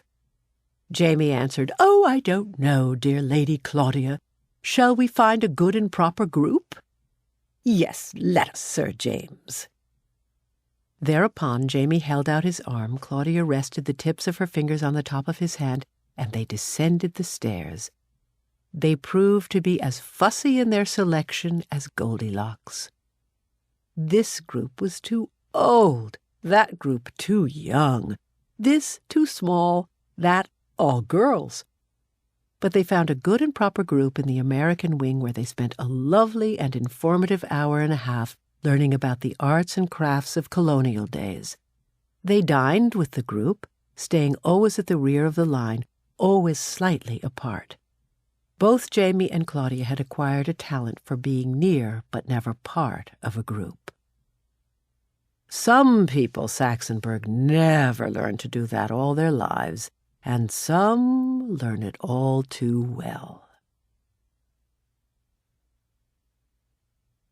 Chapter 5. They had been gone from home for 3 days now. Claudia insisted on a fresh change of underwear every day. That was the way she'd been brought up. She insisted for Jamie, too. No question about it, their laundry was becoming a problem. They had to get to a laundromat. That night they removed all their dirty clothes from their instrument cases and stuffed those that would fit into various pockets. Those that didn't fit, they wore. A double layer of clothes never hurts anyone in winter, as long as the clean ones are worn closest to the skin. Saturday seemed a good day for housekeeping chores. There would be no school groups for them to join. Claudia suggested that they eat both meals outside the museum. Jamie agreed. Claudia next suggested a real sit-down restaurant with tablecloths on the tables and waiters to serve you. Jamie said no, with such force that Claudia didn't try to persuade him. From breakfast at the automat, they went to laundry at the laundromat. They emptied their pockets of underwear and removed the layer of soiled socks. No one stared. Someone before them had probably done the same thing sometime that week. They bought soap from a machine for 10 cents and deposited a quarter into the slot in the washer. Through the glass in the door, they watched their assorted clothing spill and splash over and over and around and around. Drying cost 10 cents for 10 minutes, but it took 20 cents worth of minutes to dry everything. When all was done, they were disappointed. All of it looked dismally gray. Very unelegant. Claudia had thought that their white underwear should not have been washed with the red and navy blue socks, but she would not have considered asking for more money for anything as unglamorous as dirty socks. "Oh, well," she moaned.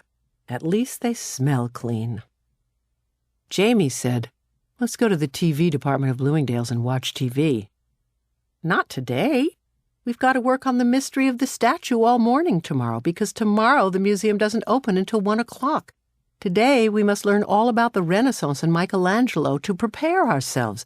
We'll do research at the big library at 42nd Street. How about the TV department of Macy's instead?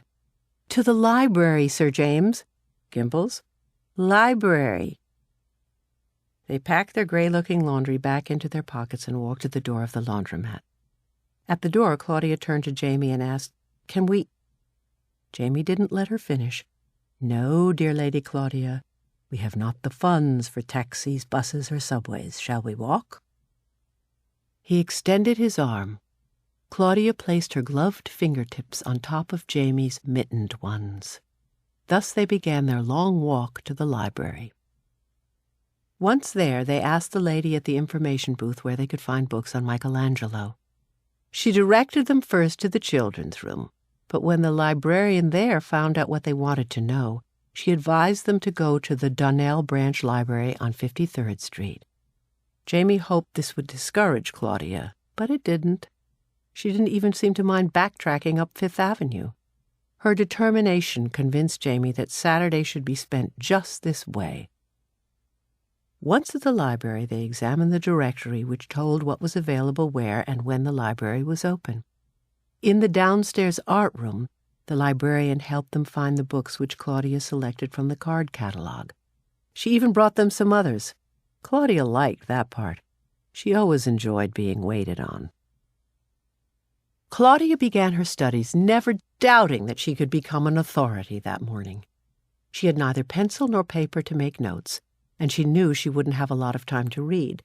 So she decided that she would simply remember everything, absolutely everything she read. Her net profit, therefore, would be as great as that of someone who read a great deal but remembered very little. Claudia showed the executive ability of a corporation president. She assigned to Jamie the task of looking through the books of photographs of Michelangelo's work to find pictures of Angel. She would do the reading. She glanced through several thick books with thin pages and tiny print. After reading 12 pages, she looked to the end to see how many more pages there were to go. More than 200. The book also had footnotes. She read a few more pages and then busied herself with studying some of Jamie's picture books. "You're supposed to do the reading." just using these pictures for relief," Claudia whispered. "I have to rest my eyes sometime." "Well, I don't see any pictures that look like that statue," Jamie sighed. "Keep looking. I'll do some more reading." A few minutes later, Jamie interrupted her. "Here he is," he said. "That doesn't look anything like the statue. That's not even a girl," Claudia said. "Of course not. That's Michelangelo himself." Claudia replied, "I knew that." 2 minutes ago you didn't. You thought I was showing you a picture of the statue." "Oh, I meant, well, there's his broken nose." She pointed to the nose in the picture. "He got in a fight and had his nose broken when he was a teenager." "Was he a juvenile delinquent? Maybe they do have his fingerprints on file." "No, silly," Claudia said. "He was a hot-tempered genius. Did you know he was famous even when he was alive?" "Is that so? I thought that artists don't become famous until after they're dead, like mummies." They studied a while longer before Jamie's next interruption. "You know, a lot of his works were lost. They say 'lost' in parentheses under the picture." "How can that be? A statue isn't something like an umbrella that you leave in a taxi and lose. That is, those people who actually ride taxis, something you wouldn't know about." "Well, they weren't lost in taxis. They were lost track of." "What kind of a sentence is that? Lost track of?" "Oh, baloney. There are whole long books about the lost works of Michelangelo, picture works and sculptor works that people lost track of." Claudia softened. "Is the little angel one of them?" "What's the difference between an angel and a cupid?" Jamie inquired. "Why?" Claudia asked. "Because there's a lost cupid for sure. Angels wear clothes and wings and are Christian. Cupids wear bows and arrows. They're naked and pagan." "What's pagan?" Jamie asked. "Boy or girl?" "How would I know?" Claudia answered. "You said they're naked." "Well, pagan has nothing to do with that. It means worshipping idols instead of God." "Oh," Jamie nodded. "The statue in the museum is an angel. It's dressed and it's all together. I don't know yet if an angel was lost." Then he glanced over at his sister and muttered, "Track of." Claudia had begun her research confident that a morning's study would make her completely an expert. But Michelangelo had humbled her, and humility was not an emotion with which she felt comfortable. She was irritable. Jamie ended his research where Claudia had begun, very confident and happy. He felt that his morning had been well spent. He had seen a lot of pictures and he had learned about pagan. He leaned back and yawned. He was becoming bored with pictures of David and Moses and the Sistine ceiling. He wanted to find clues.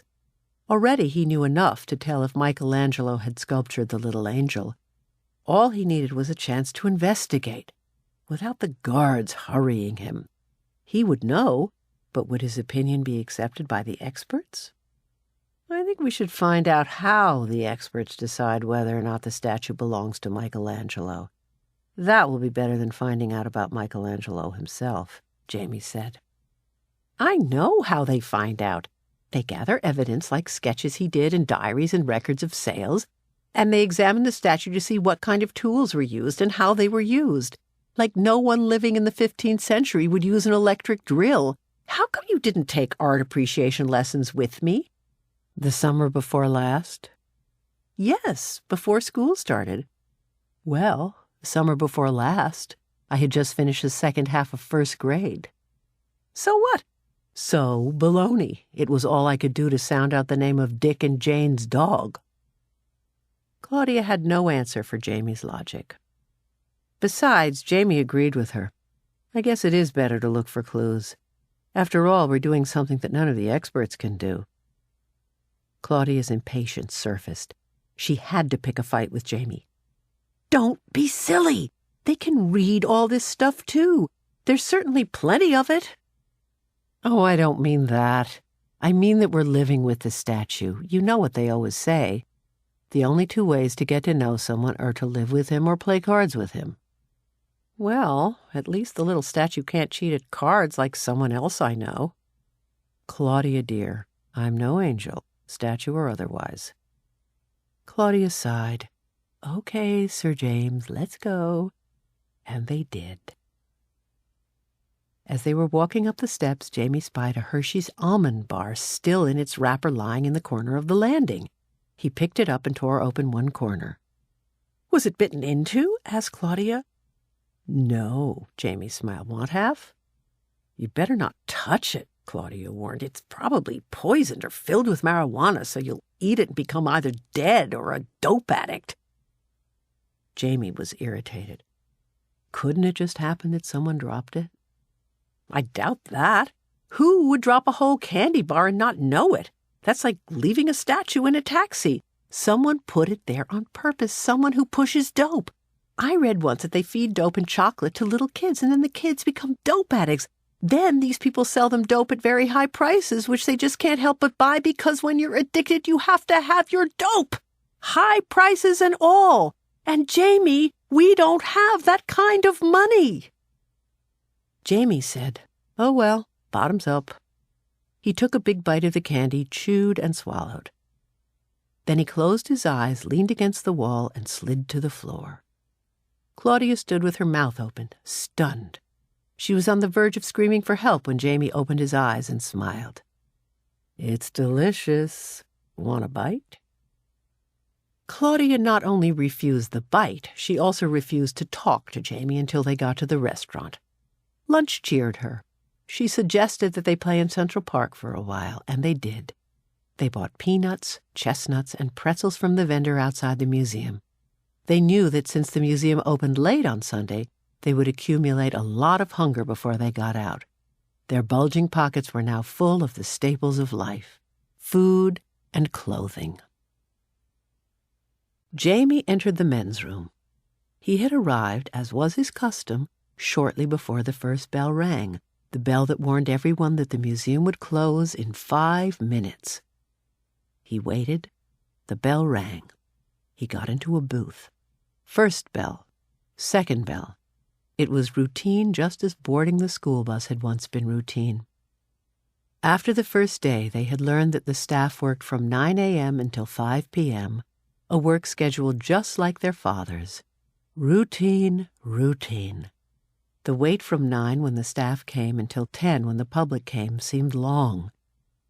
Claudia and Jamie had decided that the washrooms were good for the shorter evening wait when the help left at the same time as the visitors, but the washrooms were less satisfactory for the long morning wait, especially after Jamie's close call that first morning.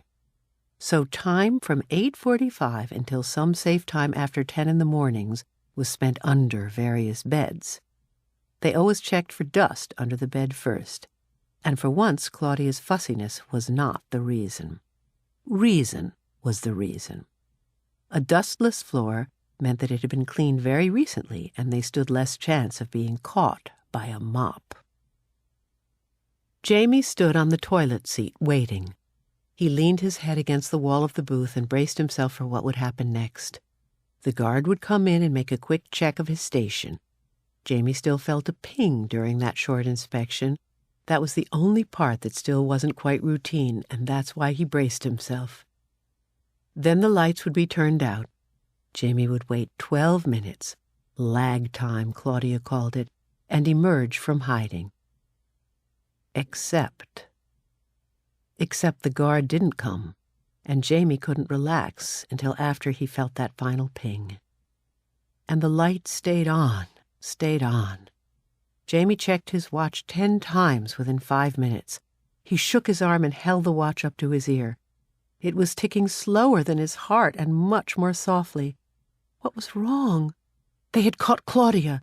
Now they would look for him. He'd pretend he didn't speak English. He wouldn't answer any questions. Then he heard the door open. Footsteps. More footsteps than usual. What was happening? The hardest part was that every corpuscle of Jamie's 9-year-old self was throbbing with readiness to run, and he had to bind up all that energy into a quiet lump. It was like trying to wrap a loose peck of potatoes into a neat 4-cornered package. but he managed to freeze. He heard the voices of two men talking over the sound of water running in the sink. I guess they expect even more people tomorrow. Yeah, Sundays are always jammed up anyway. It'll be easier to move the people in and out of the Great Hall. Yeah, 2 feet of marble, what do you figure it weighs? I don't know. Whatever it weighs, it has to be handled delicate, like it was a real angel. Come on, they probably have the new pedestal ready. We can start. You think they'll have as many people as they had for the Mona Lisa? Nah, the Mona Lisa was here for a short time only. Besides, it was the real McCoy. I think this one's... The men left, turning off the lights as they did so. Jamie heard the door close before he melted. Legs first, he sat down on the seat as he allowed the familiar darkness as well as new realization to fill him. They were moving Angel. Did Claudia know?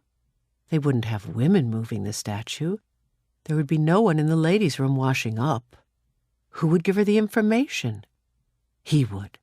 By mental telepathy, he would think a message to Claudia. He folded his hands across his forehead and concentrated. Stay put, Claudia, stay put, stay put, stay put, Claudia, stay put. He thought that Claudia would not approve of the grammar in his mental telegram.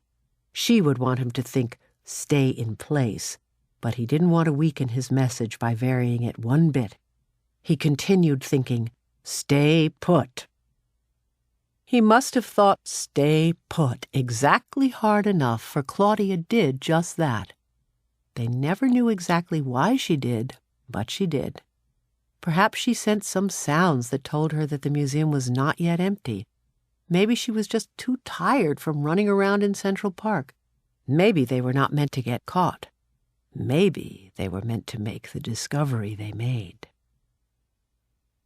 They waited for miles and miles of time before they came out of hiding. At last they met in their bedroom. Claudia was sorting the laundry when Jamie got there, in the dark, mostly by feel. Although there is no real difference between boys' stretch socks and girls, neither ever considered wearing the others. Children who have always had separate bedrooms don't.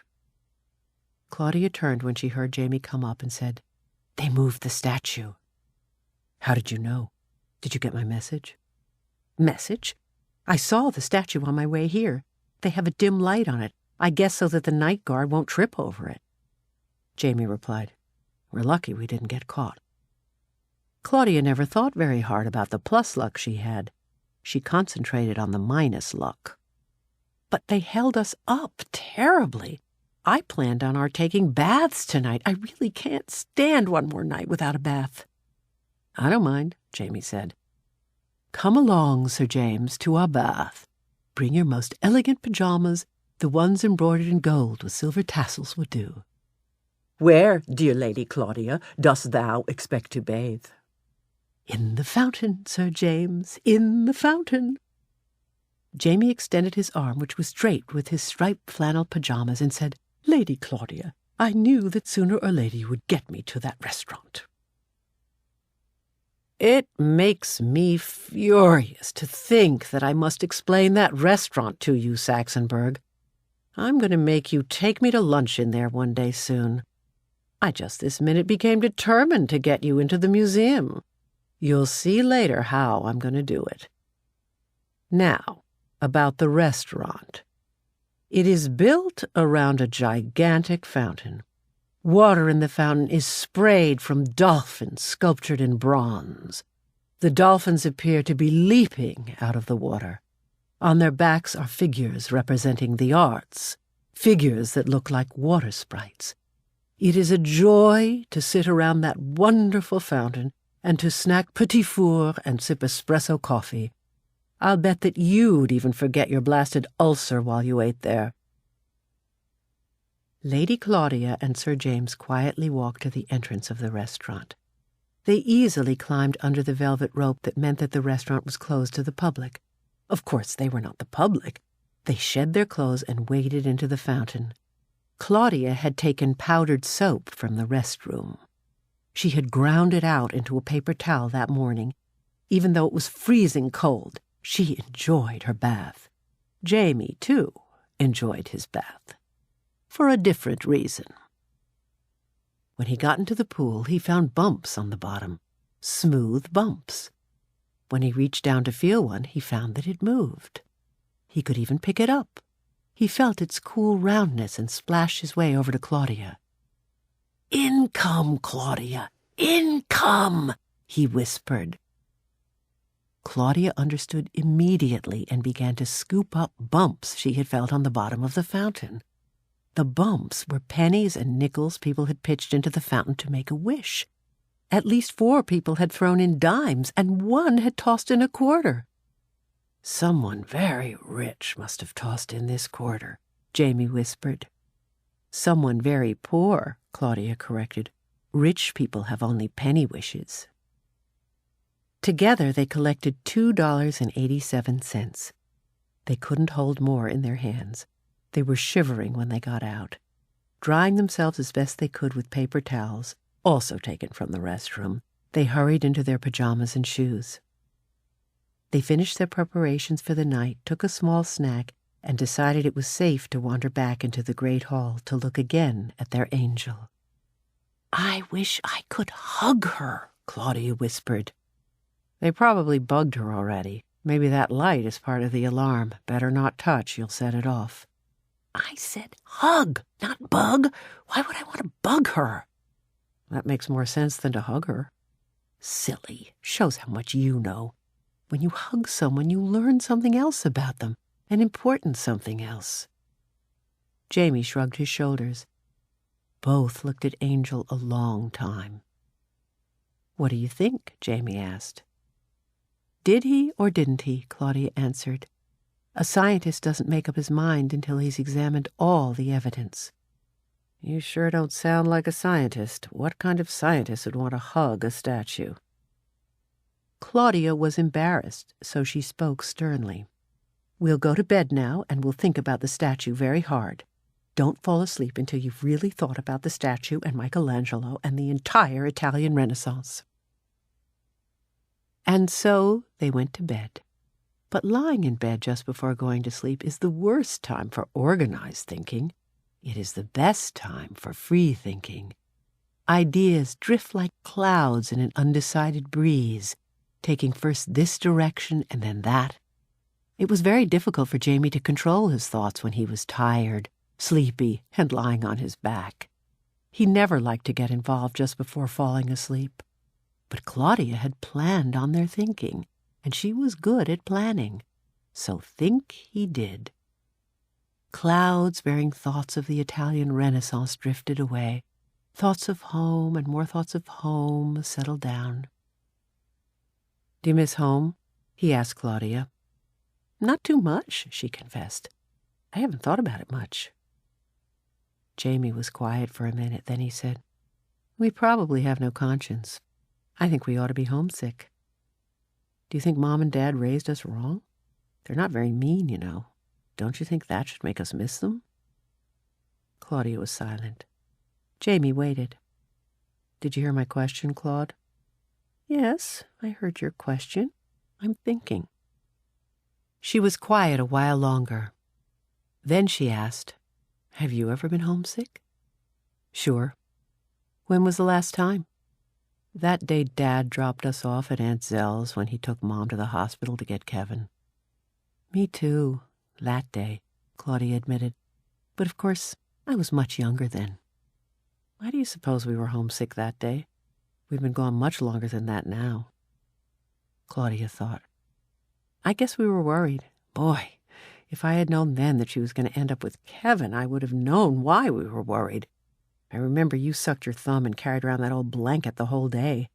Aunt Zell kept trying to get the blanket away from you so that she could wash it. It stank." Jamie giggled. "Yeah, I guess homesickness is like sucking your thumb. It's what happens when you're not very sure of yourself." "Or not very well trained," Claudia added. "Heaven knows we're well trained. Just look how nicely we've managed. It's really their fault if we're not homesick." Jamie was satisfied. Claudia was more. "I'm glad you asked about homesickness, Jamie. Somehow I feel older now. But of course that's mostly because I've been the oldest child forever, and I'm extremely well adjusted." They went to sleep then. Michelangelo, Angel, and the entire Italian Renaissance waited for them until morning. Chapter 6. It was still dark when they awoke the next morning, but it was later than usual. The museum wouldn't open until 1. Claudia was up first. She was getting dressed when Jamie opened his eyes. "You know," he said, "Sunday is still Sunday. It feels like Sunday, even here." Claudia answered, "I noticed that. Do you think we ought to try to go to church when we go out?" Jamie thought a minute before answering. "Well, let's say a prayer in that little room of the Middle Ages, the part with the pretty stained glass window." They dressed and walked to the little chapel and knelt and said the Lord's Prayer. Jamie reminded Claudia to say she was sorry for stealing the newspaper. That made it officially Sunday. "Come on," Claudia said as she was rising. "Let's go to the statue." They walked over to Angel and looked very closely. It was difficult to look for clues. Even after their research, they were accustomed to having all the clues neatly laid out on a diagram placed in front of the exhibit. "I still say that it's too bad we can't touch her," Claudia complained. "At least we're living with it. We're the only 2 people in the whole world who live with it. Mrs. Frankweiler did, too. She could touch—" "And hug it," Jamie teased. "I bet she knows for sure if Michelangelo did it." "Sure she does," Jamie said. He then threw his arms around himself, leaned his head way back, closed his eyes, and murmured, "Every morning when she got up, Mrs. Frankweiler would throw her arms about the statue, peer into its eyes, and say, 'Speak to me, baby.' One morning the statue Claudia was furious. The men who moved it last night hugged it when they moved it. There's all kinds of hugging." She refused to look at Jamie again and instead stared at the statue. The sound of footsteps broke the silence and her concentration. Footsteps from the Italian Renaissance were descending upon them. The guard was coming down the steps. "Oh, baloney," thought Jamie. There was just too much time before the museum opened on Sundays. They should have been in hiding already. Here they were out in the open with a light on. Jamie grabbed Claudia's hand and pulled her behind the booth where they rent walkie-talkies for a tour of the museum. Even though they were well hidden by the dark as they squatted there, they felt as exposed as that great bare lady in the painting upstairs. The footsteps stopped in front of Angel. Jamie sent another mental telegram. "Get going, get going, get going." Of course it worked. The guard moved on toward the Egyptian wing to cover the rest of his tour. The 2 children wouldn't even allow themselves a sigh of relief. They were that well disciplined. After 10 minutes lag time, Jamie tugged the hem of Claudia's jacket, and they cautiously got up. Jamie led the way back up the great stairway. As he did so, his logic became clear to Claudia. Thank goodness Jamie thought so clearly, so fast, and thank goodness for those 20 acres of floor space.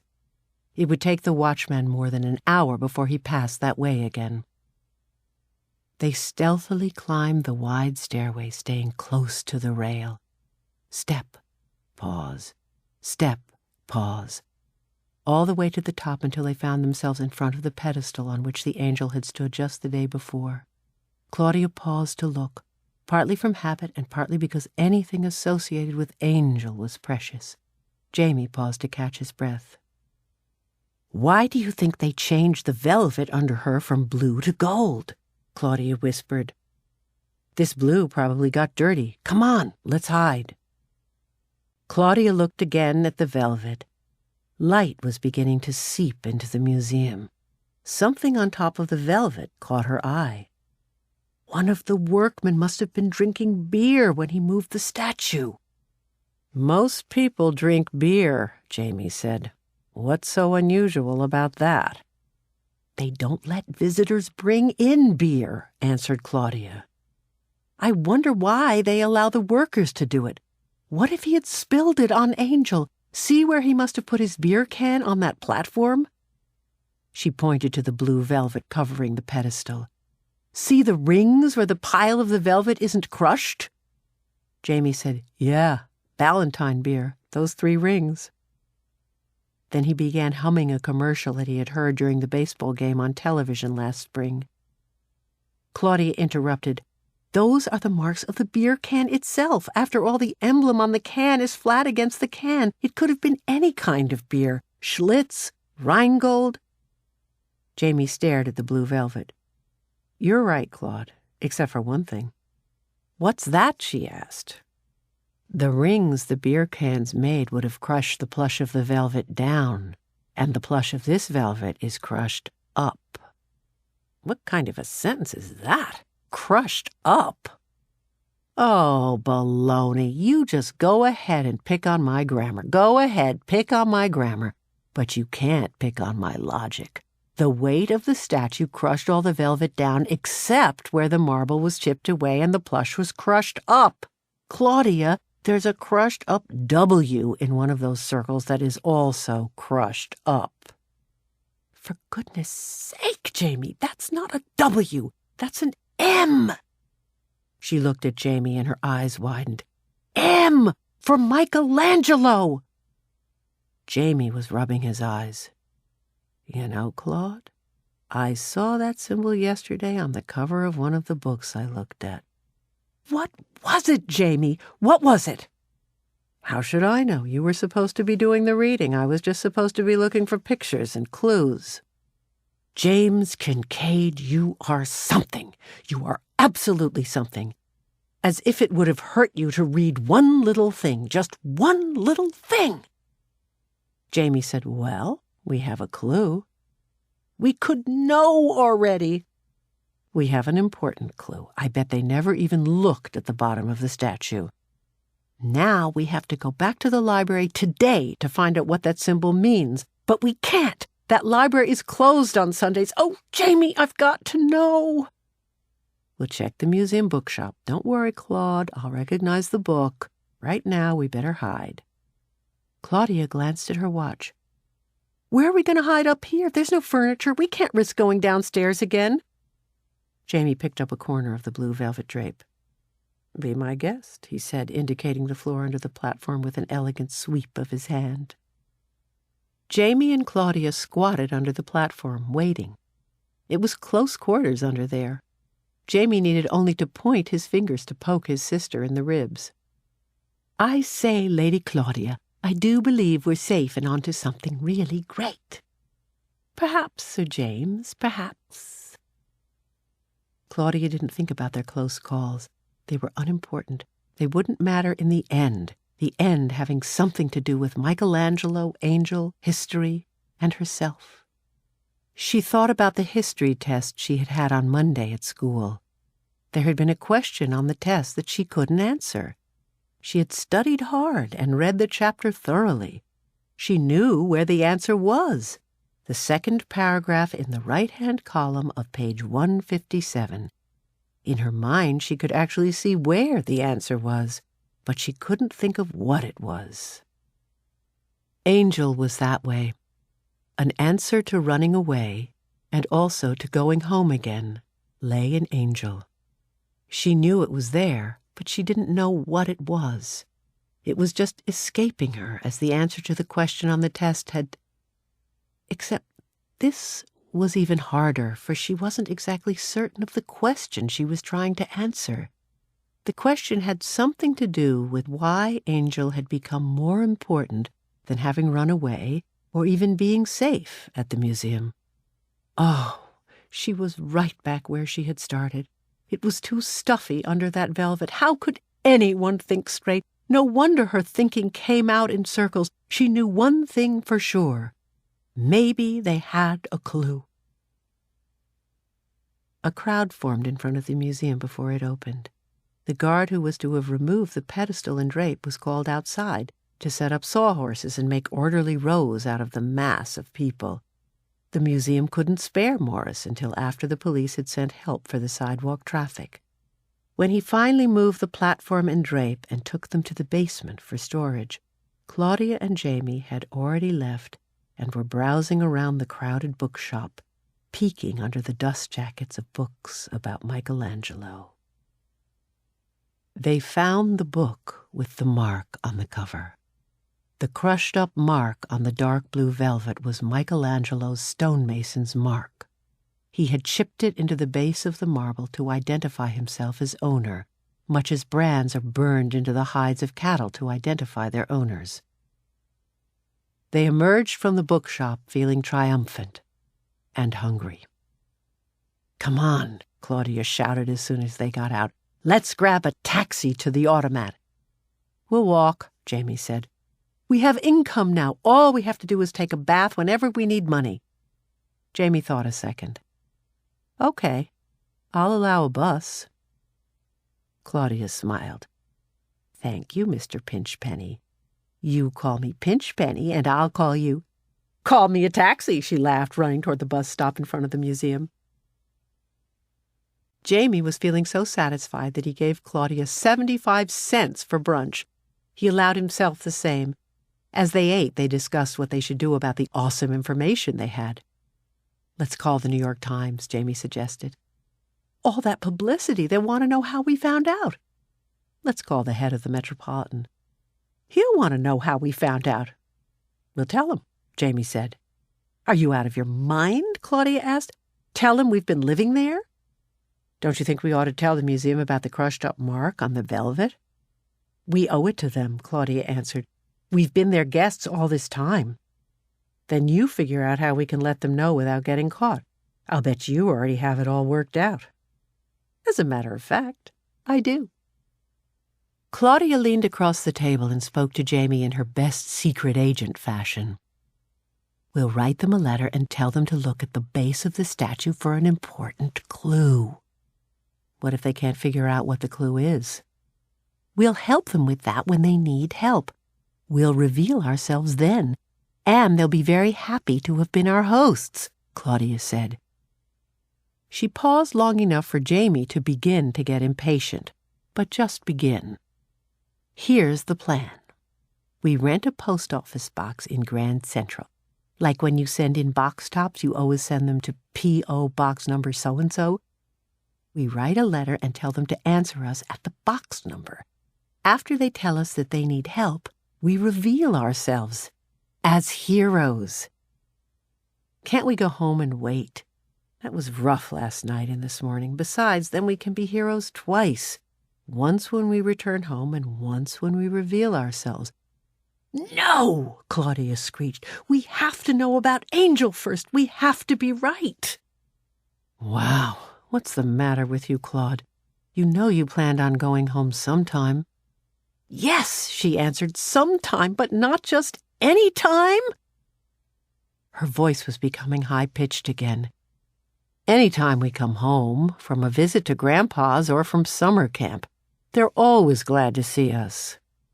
"But it never makes any difference. Going home without knowing about Angel for sure will be the same as going home from camp. It won't be any different. After one day, maybe two, we'll be back to the same old thing. And I didn't run away to come home the same."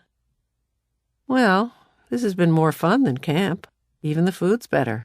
There's that difference." "But Jamie, it's not enough." "Yeah, I know it's not enough. I'm hungry most of the time." "I mean the difference is not enough. Like being born with perfect pitch or being born very ordinary and then winning the Congressional Medal of Honor or getting an Academy Award. Those are differences that will last a lifetime. Finding out about Angel will be that kind of difference." "I think you're different already, Claude." "Do you?" she asked. She was smiling and her eyes were modestly lowered, ready for a compliment. "Yes, we're all sane and you're insane." "Jamie Kincaid." Okay, I'm insane too. I'll go along with you. Besides, some of the complications are getting interesting, even though some are dull. How will you disguise your handwriting?" "No need to do that. I'll use a typewriter." Claudia waited for Jamie's look of surprise. She got it. "Where are you going to get a typewriter?" "In front of the Olivetti place on Fifth Avenue. We passed it twice yesterday." Once when you made us walk from the laundromat, and again when we walked from library to library. It's bolted to a stand outside the building for everyone to use. You know, sort of a sample of their product. It's free." Jamie smiled. "It's a good thing that I'm insane about walking, otherwise you would never have found that typewriter. And it's a good thing that I'm an excellent observer," Claudia added. They marched up Fifth Avenue and were delighted to find a piece of paper already in the typewriter. Across the top of the page, someone had typed, "Now is the time for all good men to come to the aid of their party." Claudia didn't know that this sentence was a common one used in practice typing. She thought it appeared appropriate to their message and would add a proper note of mystery besides. "Here, Saxonburg, is a copy of the letter Claudia typed. You can see that her typing needed a great deal of improvement. Now is the time for all good men to come to the aid of their party. Dear Museum Head, we think that you should examine the bottom of the statue for an important clue. The statue we mean is the one you bought for $225, and the clue is that you will find Michelangelo's stonemason's mark on the bottom. If you need help about this clue, you may write to us at Grand Central Post Office, Box 847 in Manhattan. Sincerely, Friends of the Museum." Pleased with their effort, they felt that they could take the rest of the day off. They wandered around Rockefeller Center and watched the skaters for a short while. They watched the crowd watching the skaters for a while longer. When they returned to the museum filled with satisfaction and with snacks for their supper, they saw a long line of Sunday people waiting to climb the museum steps. Knowing that everyone in that line would be shepherded in and out, in front of and past the statue in a matter of minutes, they decided to enter through the rear entrance instead. The guard at that door told them that they would have to use the Fifth Avenue entrance if they wished to see Angel. "Oh, we've already seen that," Jamie said. The guard, from friendliness, helpfulness, or perhaps sheer loneliness, very few people had entered through his door that day, asked Jamie what he thought of it. "Well, we need to do more research, but it seems to me that—" Claudia pulled Jamie's arm. "Come along, Albert," she urged.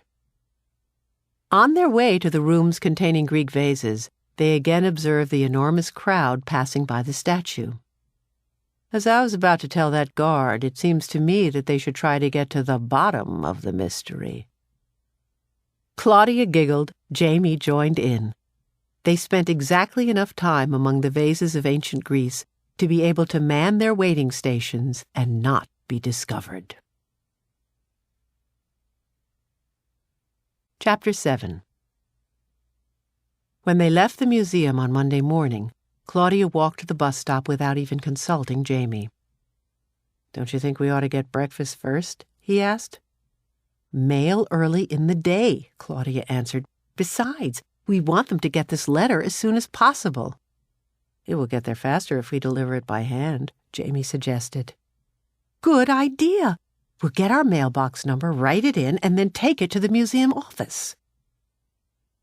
Since Jamie was official treasurer of the team, it was he who approached the man behind the cage window at the post office. "I would like to rent a post office box," he declared. "For how long?" the man inquired. "For about 2 days. "Sorry," the man said. "We rent them quarterly."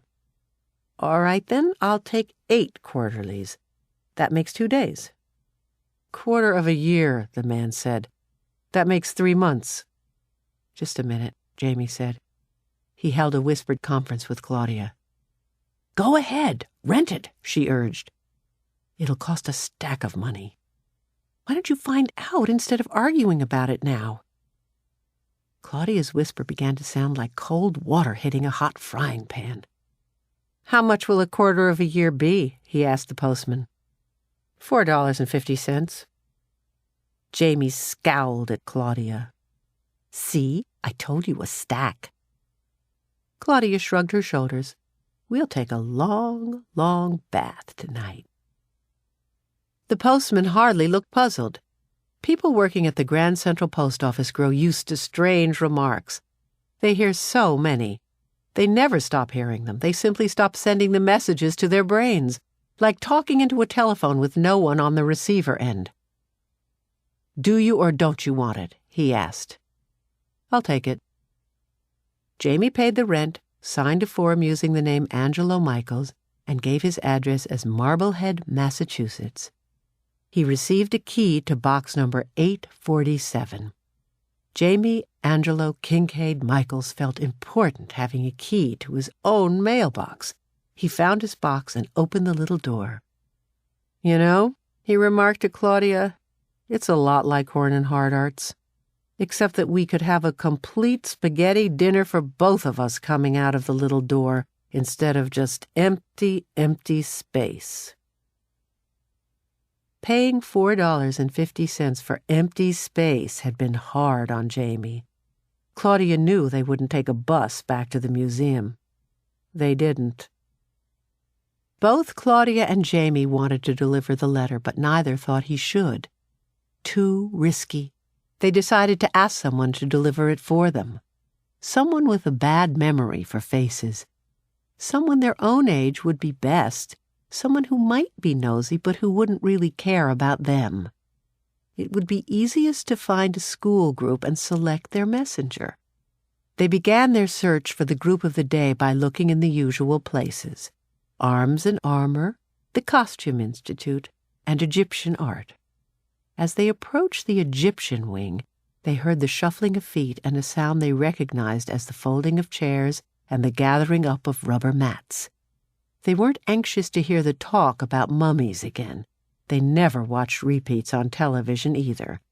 But they decided to look the group over, so they waited inside the tomb.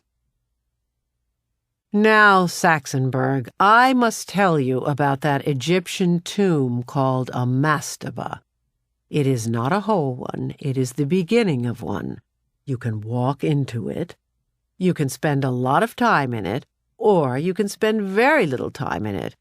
You can try to read the picture writing on the walls, or you can read nothing at all.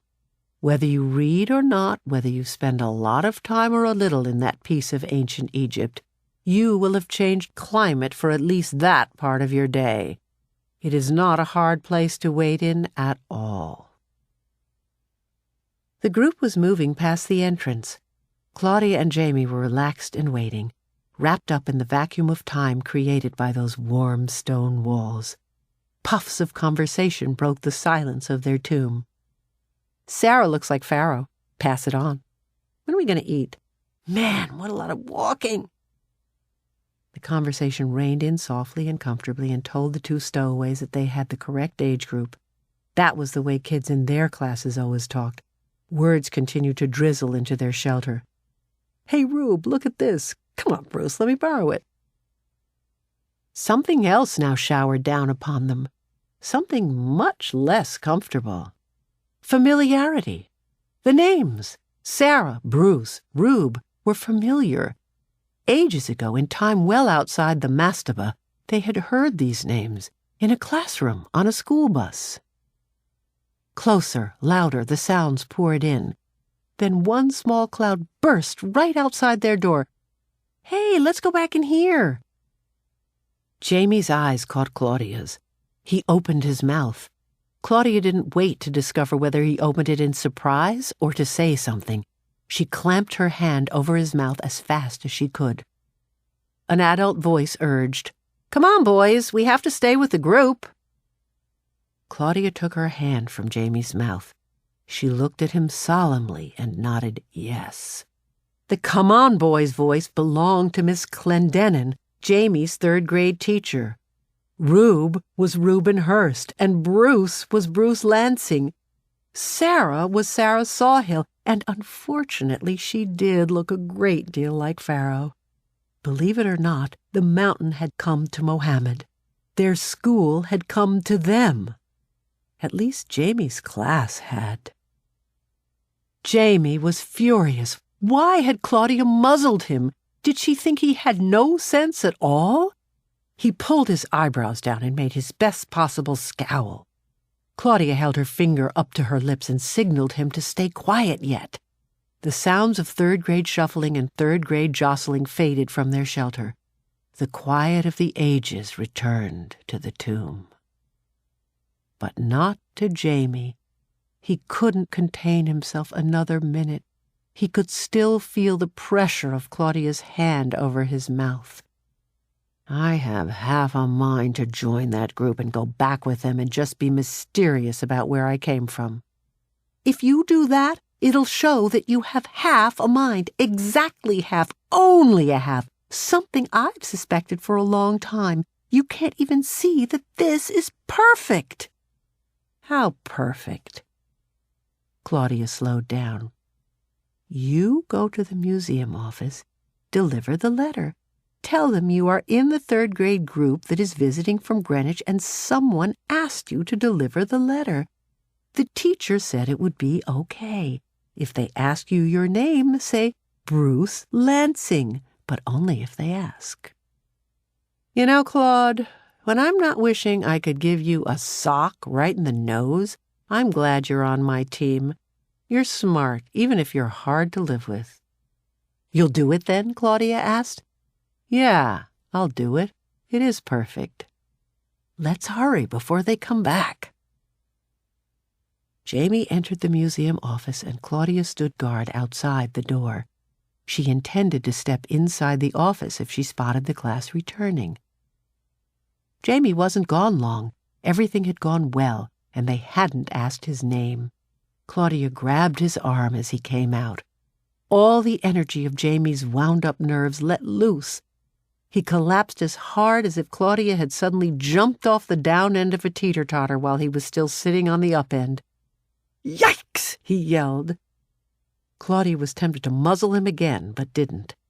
Instead, she led him out the door into the Fifth Avenue crowd and began walking uptown with him as fast as she could go. Chapter 8. On Tuesday, they again did their laundry. The product of their efforts this time looked only slightly grayer than it had the time before. Claudia's sweater was considerably shrunken. They knew that it was too early to get an answer to their letter, but they couldn't resist starting down to Grand Central Post Office to take a look anyway. It was noon by the time they stopped and ate breakfast at a chock full of nuts on Madison Avenue. They dragged it out beyond the patience of the people who were standing waiting to occupy their seats. Both Claudia and Jamie almost didn't want to look at their box in the post office.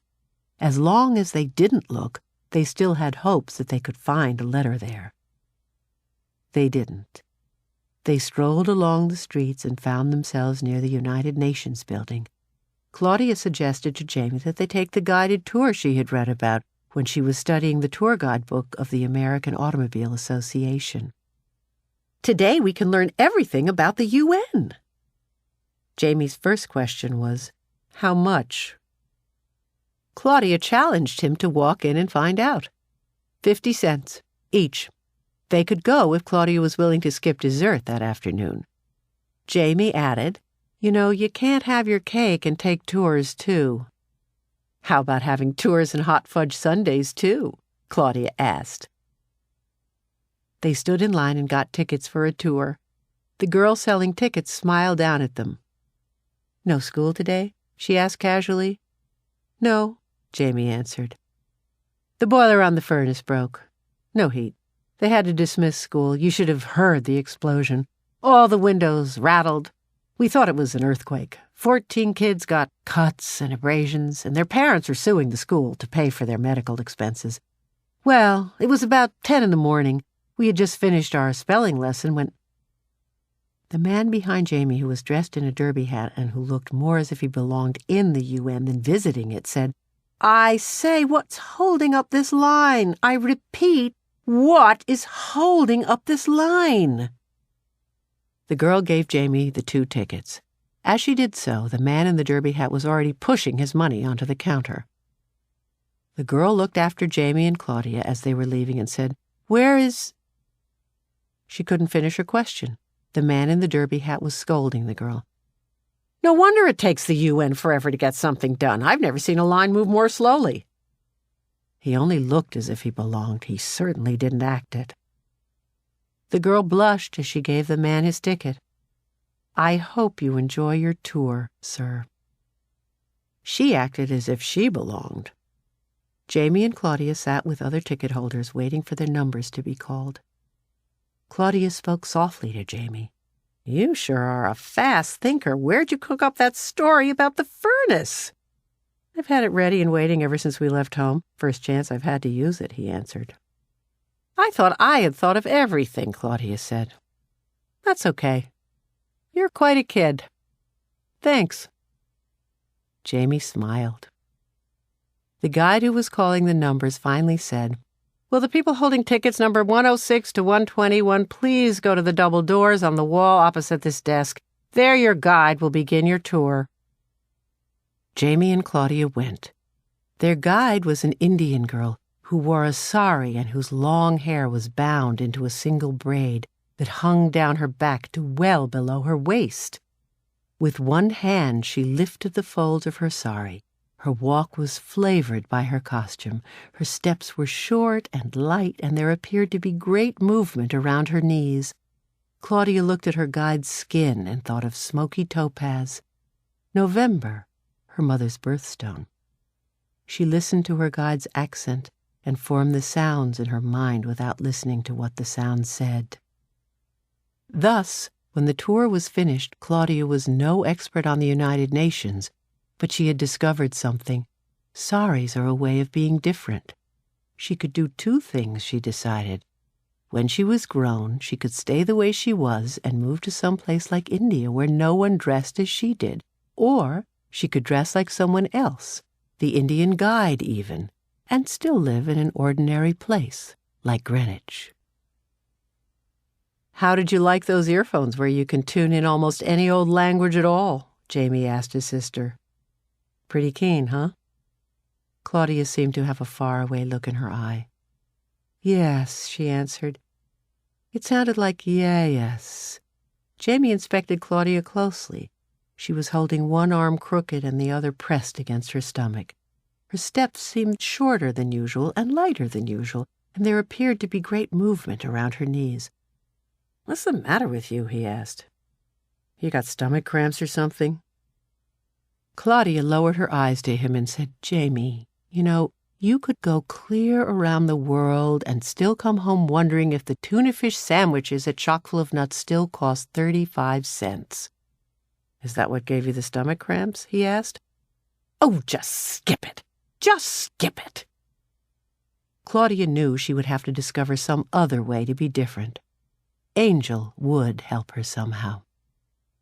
Her hopes centered more than ever on box 847 in the post office, and the following day when they peeked through its little window, they saw an envelope. Claudia was prepared to be the discoverer of great truths, Greenwich's own heroine of the statue, and only 12 years old. Jamie was so excited that he could hardly get the key into the lock to open the box. Claudia waited while he opened it and the envelope, too.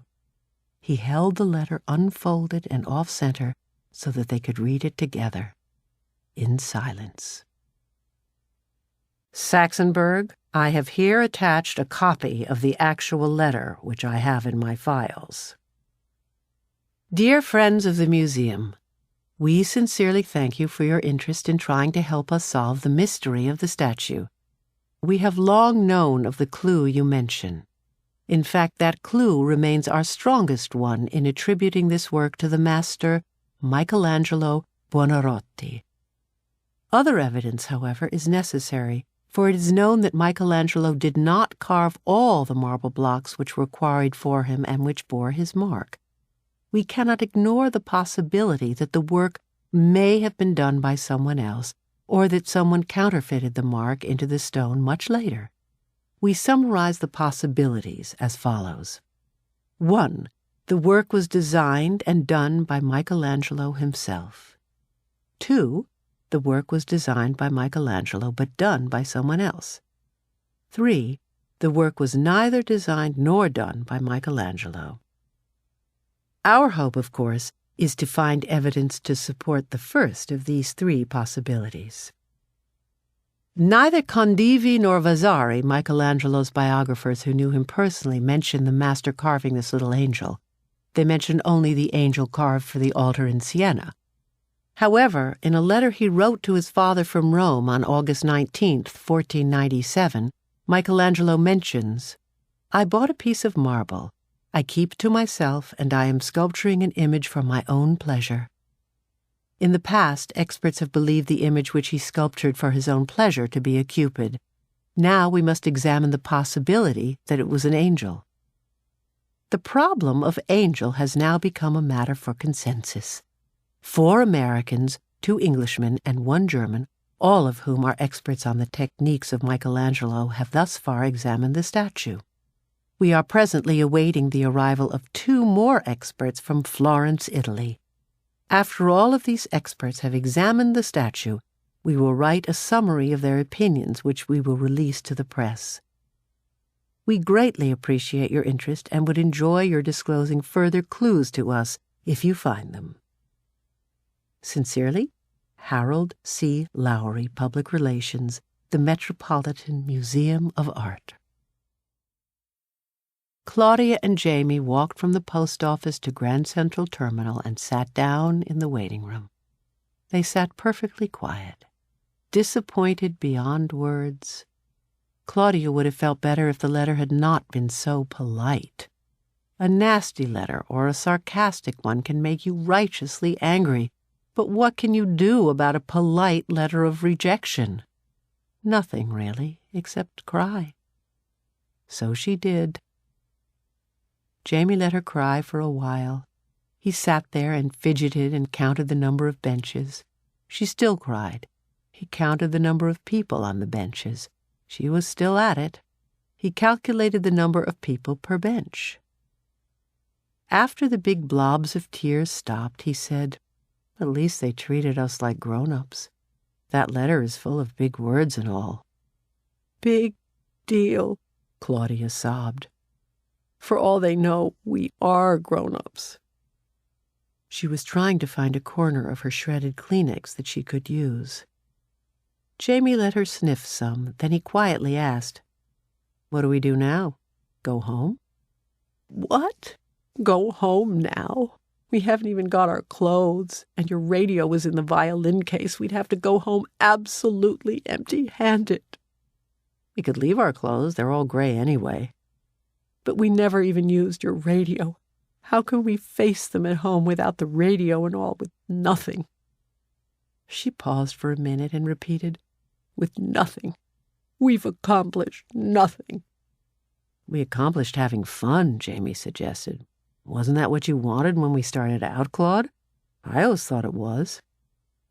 Claudia began big tears again. "But that was then," she sobbed. "You said you'd go home after you knew about Angel. Now you know." "That's it," she sobbed. "I do not know." "You know that you don't know, just as the people at the museum don't know. Come on," he pleaded. "We'll enjoy telling them about how we lived in the museum. The violin case can be evidence. Do you realize that we've lived there a whole week?" "Yes," Claudia sighed. "Just a week. I feel as if I jumped into a lake to rescue a boy, and what I thought was a boy turned out to be a wet, fat log. Some heroin, that makes. All wet for nothing." The tears flowed again. "You sure are getting wet. You started this adventure just running away, comfortably. Then the day before yesterday, you decided you had to be a hero, too." "Heroine? And how should I have known that I wanted to be a heroine when I had no idea I wanted to be a heroine?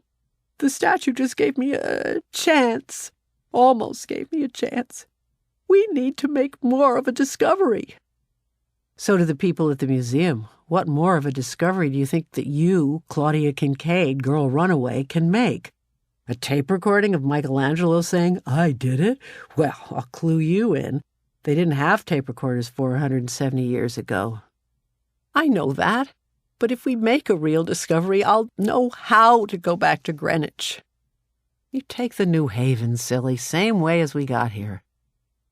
Jamie was losing patience. That's not what I mean. I want to know how to go back to Greenwich different. Jamie shook his head. If you want to go different, you can take a subway to 125th Street and then take the train. I didn't say differently. I said different. I want to go back different. I, Claudia Kincaid, want to be different when I go back. Like being a heroine is being different. Claudia, I'll tell you one thing you can do different. Differently, Claudia interrupted. Oh, baloney, Claude. That's exactly it. You can stop ending every single discussion with an argument about grammar. I'll try, Claudia said quietly. Jamie was surprised at her quiet manner, but he continued to be businesslike. Now, about this discovery. Jamie, I want to know if Michelangelo did it. I can't explain why exactly, but I feel that I've got to know. For sure, one way or the other, a real discovery is going to help me. If the experts don't know for sure, I don't mind not knowing. Let's get tickets for home. Jamie started toward the New Haven ticket window. Claudia stayed behind. Jamie realized that she was not following, returned to her, and lectured. You're never satisfied, Claude. If you get all A's, you wonder where the plus is. You start out just running away, and you end up wanting to know everything, wanting to be Joan of Arc, Clara Barton, and Florence Nightingale all in one. Nightingale, Claudia sighed. She got up then and followed slowly behind her brother. But she was feeling too low to go home. She couldn't. She just couldn't. It just wasn't right. There were only 2 windows that didn't say closed. They waited a short while as the man in front of them purchased a red commuter's pass like the one that had brought them to Manhattan. Jamie addressed the man behind the counter and said, 2 half-fare tickets for Farmington, Connecticut, Claudia broke in. To get to Farmington, you have to go to Hartford and take a bus, the ticket agent said. Jamie nodded to the man and said, Just a minute, please. He stepped away from the window, grabbing Claudia's arm. He pulled her away. Claudia whispered, Mrs. Basil E. Frankweiler. What about Mrs. Basil E. Frankweiler? She lives in Farmington. So what? Jamie said. The paper said that her house was closed. Her New York house was closed. Can't you read anything right? You talk that way, Claude, and... All right, Jamie, all right. I shouldn't talk that way, but please let's go to Farmington, Jamie, please. Can't you see how badly I need to find out about Angel? I just have a hunch she'll see us and that she knows. I have never known you to have a hunch before, Claude. You usually plan everything. I have, too, had a hunch before. When? That night they moved the statue and I stayed in the washroom and didn't get caught. That was a hunch, even if I didn't know it was a hunch at the time. Okay, we'll go to Farmington, Jamie said. He marched to the ticket window and bought passage to Hartford. They were waiting at track 27 when Claudia said to Jamie, That's a first for you, too. What is? He asked. Buying something without asking the price first? Oh, I must have done that before now, he answered. When? Name one time. I can't think of it right now. He thought a minute, then said, I haven't been a tightwad all my life, have I? As long as I've known you, Claudia answered. Well, you've known me for as long as I've known me, he said, smiling. Yes, Claudia said. I've been the oldest child since before you were born. They enjoyed the train ride. A large portion of it went over track they had never before seen. Claudia arrived in Hartford feeling much happier than she had since they received the morning's mail. Her self-assurance had returned to her. The Hartford station was on Farmington Avenue. Claudia reasoned that they could not be far from Farmington itself. Why take a bus and worry about which stop to get off? Without consulting Jamie, she hailed a cab. When it stopped, she got in. Jamie followed. Claudia told the driver to take them to the house of Mrs. Basil E. Frankweiler in Farmington, Connecticut. Claudia sat back, in a taxi at last. And that, Saxonburg, is how I enter the story. Claudia and Jamie Kincaid came to see me about Angel. Chapter 9. Up the entire length of my long, wide, tree-lined road they came. "Do you suppose that Mrs. Frankweiler owns the highway?" Jamie asked. The taxi driver answered, "This ain't no highway. It's all her property. I tell you, this dame's loaded. In front of the house, this here begins to resemble what you call a normal driveway." Claudia discovered that indeed it does. My tree-lined avenue circles in front of my house. Jamie looked up at my house and said, "Another museum." Claudia answered, "Then we should feel very much at home." Jamie paid the taxi driver. Claudia pulled his arm and whispered, "Tip him." Jamie shrugged his shoulders and gave the driver some money.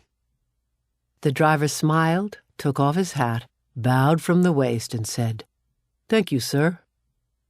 After he drove away, Claudia asked, "How much did you give him?" Jamie answered, "All I had." "That was stupid," Claudia said. "Now how are we going to get back?" Jamie sighed. I gave him 17 cents, so it wasn't such a great tip. Also, it would never be enough to get us back. We're broke. How do you feel about that, Miss Taxi Rider? "Pretty uncomfortable," she murmured. "There's something nice and safe about having money." "Well, Claude, we just traded safety for adventure. Come along, Lady Claudia." "You can't call me Lady Claudia anymore. We're paupers now." They ascended the low, wide steps of my porch. Jamie rang the bell. Parks, my butler, answered. "We'd like to see Mrs. Basil E. Frankweiler," Jamie told him. "Whom shall I say is calling?" Claudia cleared her throat. "Claudia and James Kincaid." "Just one moment, please." They were left standing in the reception hall more than one moment, please, before Parks returned. "Mrs. Frankweiler says she doesn't know you." "We would like her to," Claudia insisted. "What is the nature of your business?" he asked. Parks always asks that. Both hesitated. Jamie decided on an answer first. "Please tell Mrs. Basil E. Frankweiler that we are seeking information about the Italian Renaissance." Parks was gone a full 10 minutes before his second return. "Follow me," he commanded.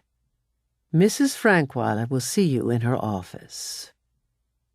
Jamie winked at Claudia. He felt certain that mentioning the Italian Renaissance had intrigued me. They walked behind Parks through my living room, drawing room, and library. Rooms so filled with antique furniture, oriental rugs, and heavy chandeliers that you complain that they are also filled with antique air. Well, when a house is as old as mine, you can expect everything in it to be thickened by time, even the air. My office surprised them after all this. It surprises everyone. "You once told me, Saxonburg, that my office looks more like a laboratory than an office. That's why I call what I do there research." "I suppose it does look like a lab furnished as it is with steel, formica vinyl, and lit by fluorescence. You must admit, though, that there's one feature of the room that looks like an office. That's the rows and rows of filing cabinets that line the walls." I was sitting at one of the tables wearing my customary white lab coat and my Baroque pearl necklace when the children were brought in. "Claudia and James Kincaid," Parks announced. I allowed them to wait a good long while. Parks had cleared his throat at least 6 times before I turned around. Of course, Saxonburg, you know that I hadn't wasted the time between Park's announcement that Claudia and James Kincaid wanted to see me and the time they appeared at the office. I was busy doing research. That was also when I called you. You sounded like anything but a lawyer when I called. Disgusting. I could hear the children shuffling back and forth impatiently. The importance of Park's manner is what kept them from interrupting me. They shuffled and scratched, and Jamie even emitted 2 very false sneezes to attract my attention. It's particularly easy for me to ignore fake sneezes, and I went on with my research. I don't like to waste time, so when I at last turned around, I did so abruptly and asked directly, "Are you the children who have been missing from Greenwich for a week?" You must admit, Saxonburg, that when the need arises, I have a finely developed sense of theatrics. They had become so used to not being discovered that they had entirely forgotten that they were runaways. Now their reaction was one of amazement. They both looked as if their hearts had been pushed through funnels. "All right," I said. "You don't have to tell me. I know the answer." "How did you know about us?" Jamie asked. "Did you call the police?" Claudia asked at the same time. "From the newspapers," I replied, pointing to Jamie. "And no," I replied, pointing to Claudia. "Now both of you sit down here and talk about the Italian Renaissance." Jamie glanced at the newspapers I had been researching. "We're in the newspapers?" He seemed pleased. "Even your pictures," I nodded. "I'd like to see that," Claudia said. "I haven't had a decent picture taken since I've been able to walk." "Here you are." I held out several papers. 2 days before yesterday, you were on the 5th page in Hartford, the 2nd page in Stamford, and the front page in Greenwich." "The front page in Greenwich?" Claudia asked. "That's my school picture from the 1st grade," Jamie exclaimed. "See, I don't have one of my front teeth." "Goodness, this picture of me is 3 years old. Mother never even bought my school pictures the last 2 years. Claudia held her picture up for Jamie to see. "Do you think I still look like this?" "Enough," I said. "Now, what do you want to tell me about the Italian Renaissance?" "Is your butler calling the police while you stall us here?" Jamie asked. "No," I answered, "and I refuse to keep reassuring you. If you keep on with this kind of talk, I shall find you so dull that I shall call your parents as well as the police to get rid of you. Is that clear, young man?" "Yes," Jamie muttered. "Young lady?" Claudia nodded yes. They both stood with bowed heads. Then I asked Jamie, "Do I frighten you, young man?" Jamie looked up. "No, ma'am. I'm quite used to frightening things, and you're really not so bad-looking." "So bad-looking? I wasn't referring to the way I look." "Actually, I never think much about that anymore. I rang for Parks. When he arrived, I told him to please bring me a mirror. Everyone waited in silence until Parks returned with the mirror. Silence continued as I picked it up and began a very long and close inspection of my face. It's not a bad face, except that lately my nose seems to have grown longer, and my upper lip appears to have collapsed against my teeth. These things happen when people get older, and I am getting just that. I ought to do something about my hair besides have Parks cut it for me. It's altogether white now and looks like frayed nylon thread. Maybe I'll take time out and get a permanent wave, except that I hate beauty parlors. My nose has gotten longer, like Pinocchio. But not for the same reason. Well, not most of the time, I said as I put down the mirror. Claudia gasped, and I laughed. "Oh, so you were thinking the same thing? No matter, I never really look past my eyes. That way I always feel pretty. Windows of the soul, you know." Claudia took a step closer to me. "You really do have beautiful eyes. They're like looking into a kaleidoscope, the way those golden flecks in them keep catching the light." She was quite close to me now and actually peering into my face. It was uncomfortable. I put a stop to that. "Do you spend much time looking in mirrors, Claudia?" "Some days I do. Some days I don't." "Would you care to look now?" "No, thank you," she said. "Well, then," I said, "we'll continue. Parks, please return this mirror. We want to talk about the Italian Renaissance. James, you haven't said one word since you told me that I look frightening. Speak now." "We want to know about the statue," Jamie stammered. "Speak up, boy," I commanded. "What statue?"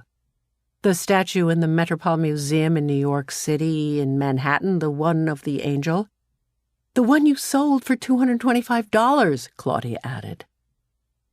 I walked over to my files of newspaper clippings and pulled out a manila folder, the one which has all the newspaper clippings about the auction and the museum buying the statue. It also contains the article about the crowds going to see the statue. "Why did you sell her?" Claudia asked, pointing to the picture of Angel. "Because I don't like to donate things. If I owned such a lovely statue, I'd never sell it, or donate it either. I'd cherish it like a member of my own family," Claudia preached. "Considering all the trouble you've caused your family, that isn't saying very much." "Have they been worried?" she asked. "If you hadn't been so busy looking at your picture in the paper, you could have read that they are nearly frantic." Claudia blushed. "But I wrote them a letter. I told them not to worry." "Evidently your letter didn't work. Everyone is worried." "I told them not to," she repeated. "We're going home anyway as soon as you tell us if Michelangelo carved Angel. Did he do it?" "That's my secret," I answered. "Where have you been all week?" "That's our secret," Claudia answered, lifting her chin high. "Good for you," I cheered. Now I was certain that I liked these two children. "Let's go to lunch." Examining the two of them in that bright light, I saw that they looked wrinkled, dusty, and gray. I instructed them to wash up while I told the cook to prepare for two more. Parks led Jamie to one bathroom. My maid Hortense led Claudia to another. Apparently Claudia had never enjoyed washing up so much. She took forever doing it. She spent a great deal of time looking into all the mirrors. Examining her eyes very carefully, she decided that she, too, was beautiful. But mostly her thoughts were about the beautiful black marble bathtub in that bathroom. Even in this very elegant house of mine, that bathroom is especially grand. All the walls are black marble, except for one that is mirrored entirely. The faucets are gold, and the spigot is shaped like a dragon's head. The tub looks like a black marble swimming pool sunken into the floor. There are 2 steps down to the bottom. There was nothing she wanted more than to take a bath in that tub. She examined her eyes a little longer and then spoke to her image in the mirror. "You'll never have a better chance, Lady Claudia. Go ahead, do it." So she did. She opened the taps and began undressing as the tub was filling up. Meanwhile, Jamie had done his customary job of washing up. That is, he had washed the palms but not backs of his hands, his mouth but not the eyes of his face. He emerged from the bathroom long before Claudia and, growing impatient, began wandering through rooms until he found Hortense and asked her the whereabouts of his sister. He followed directions to Claudia's bathroom, where he heard the water still running. It takes a lot of water to fill that tub. "Suicide," he thought. "She's going to drown herself because we're caught." He tried the door. It was locked. "Claudia," he yelled, "is anything the matter?" "No," she answered. "I'll be right there." "What's taking you so long?" "I'm taking a bath," she called. "Oh, baloney," Jamie answered. He walked away to find me. I was waiting in the dining room. I'm accustomed to eating on time, and I was hungry. "That nutty sister of mine is taking a bath. Don't mind her. She even takes baths when she comes in from swimming. She even made us take baths while we were hiding at the Metropolitan Museum. I think we should start without her." I smiled. "I think, James, that you already have."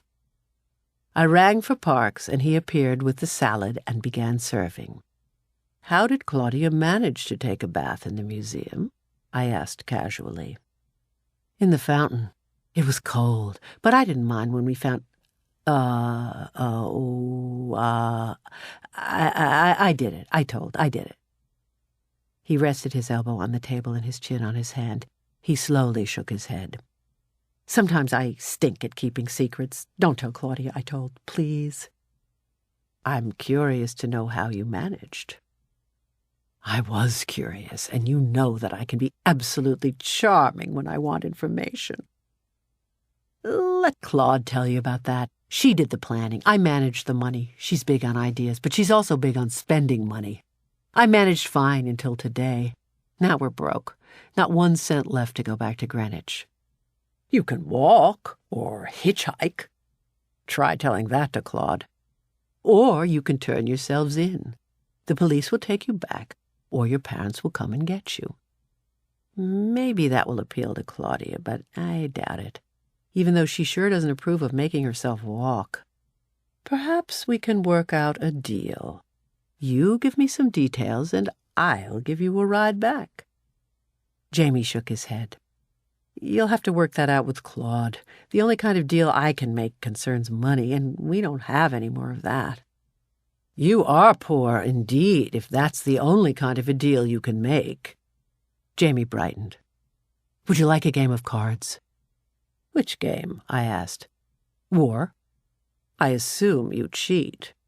"Yeah," he sighed. "I may decide to play after lunch anyway." "Can we start eating now?" Jamie asked. "You don't worry about manners too much, do you?" "Oh," he replied, "I don't worry about them too much when I'm this hungry." "You're honest about some things." Jamie shrugged his shoulders. "You might say that I'm honest about everything except cards. For some reason, I'm helpless about cheating at cards." "Let's eat," I said. I was anxious, for I do enjoy a good game of cards, and Jamie promised to provide just that. Claudia appeared as we were finishing our soup. I saw that she was annoyed that we had not waited for her. She was all bound up in concern for good manners, and she wanted very much to let us know that she was annoyed, and why. She acted cool. I pretended I didn't notice. Jamie didn't pretend. He simply did not notice. "I'll skip the soup," Claudia announced. "It's good," Jamie said. "Sure you don't want to try it?" "No, thank you," Claudia said. Still cool, I summoned Parks. He appeared bearing a silver casserole. "What's that?" Jamie asked. "Nouilles et fromage en casserole," Parks answered. Claudia showed interest. "I'll have some, please. Sounds like something special." Parks served. Claudia looked down at her plate, looked up at me, and moaned. "Why, it's nothing but macaroni and cheese." "You see," I laughed, "under the fancy trappings, I'm just a plain lady." Claudia laughed then. We all did, and we began enjoying our lunch. I asked Claudia what she would like to do while Jamie and I played cards. She said that she would like to just watch us and think. "Think about what?" "About how we're going to get back home." "Call up your family," I suggested. "They'll come for you." "Oh, it's so hard to explain over the phone. It will cause so much commotion." I was astounded. "You still don't think you've caused any commotion so far?" "I haven't really thought about it very hard. I've been so busy worrying about Michelangelo and avoiding getting caught. If only you tell me if the statue was done by Michelangelo, then I would feel that I could go home again." "Why would that make a difference?" I asked. It would because you found that running away from home didn't make a real difference? You were still the same Greenwich Claudia, planning and washing and keeping things in order? I guess that's right, Claudia said quietly. Then why did you run away? Claudia's words came slowly. She was forming thoughts into the shape of words for the first time in a long time. I got the idea because I was mad at my parents. That was getting the idea. Then I started planning it. I thought that I had to think of everything, and I thought of an awful lot. Didn't I, Jamie? She looked over at her brother, and he nodded. I enjoyed the planning, without anyone knowing that I was doing it. I am very good at planning. And the more plans you made, the more it became like living at home away from home, I interrupted. That's true, she said. But we did enjoy living away from home in a mild kind of way. Notice that Claudia is still being very careful not to reveal to me where she and Jamie stayed. I wasn't ready to push yet. I felt I had to help the child. Don't laugh as you read this, Saxonburg. I do have some charity in me. What part of living away from home did you like the best? Jamie answered first. Not having a schedule. Claudia became impatient. But, Jamie, we did have a schedule, sort of. The best that I could manage under the circumstances. That wasn't the most fun part of running away. What was the most fun part for you, Claudia? First, it was hiding, not being discovered. And after hiding became easy, there was Angel. Somehow Angel became more important than running away. How did Angel become involved with your running away? I purred. I won't tell you, Claudia answered. I put on my surprised look and asked, Why not? Because if I tell you how Angel got involved, it will be telling you too much else. Like telling me where you've been all week? Maybe, she answered coolly. Why don't you want to tell me that? I told you before. That's our secret. Oh, you don't want to lose your bargaining weapon, I crowed. Is that why you're not telling me where you stayed? That's part of the reason, she said.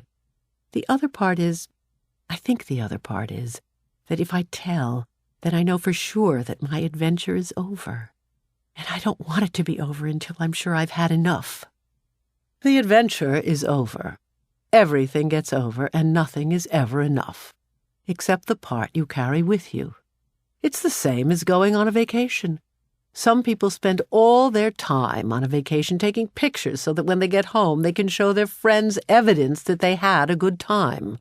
They don't pause to let the vacation enter inside of them and take that home. Well, I don't really want to tell you where we've been. I know, I answered.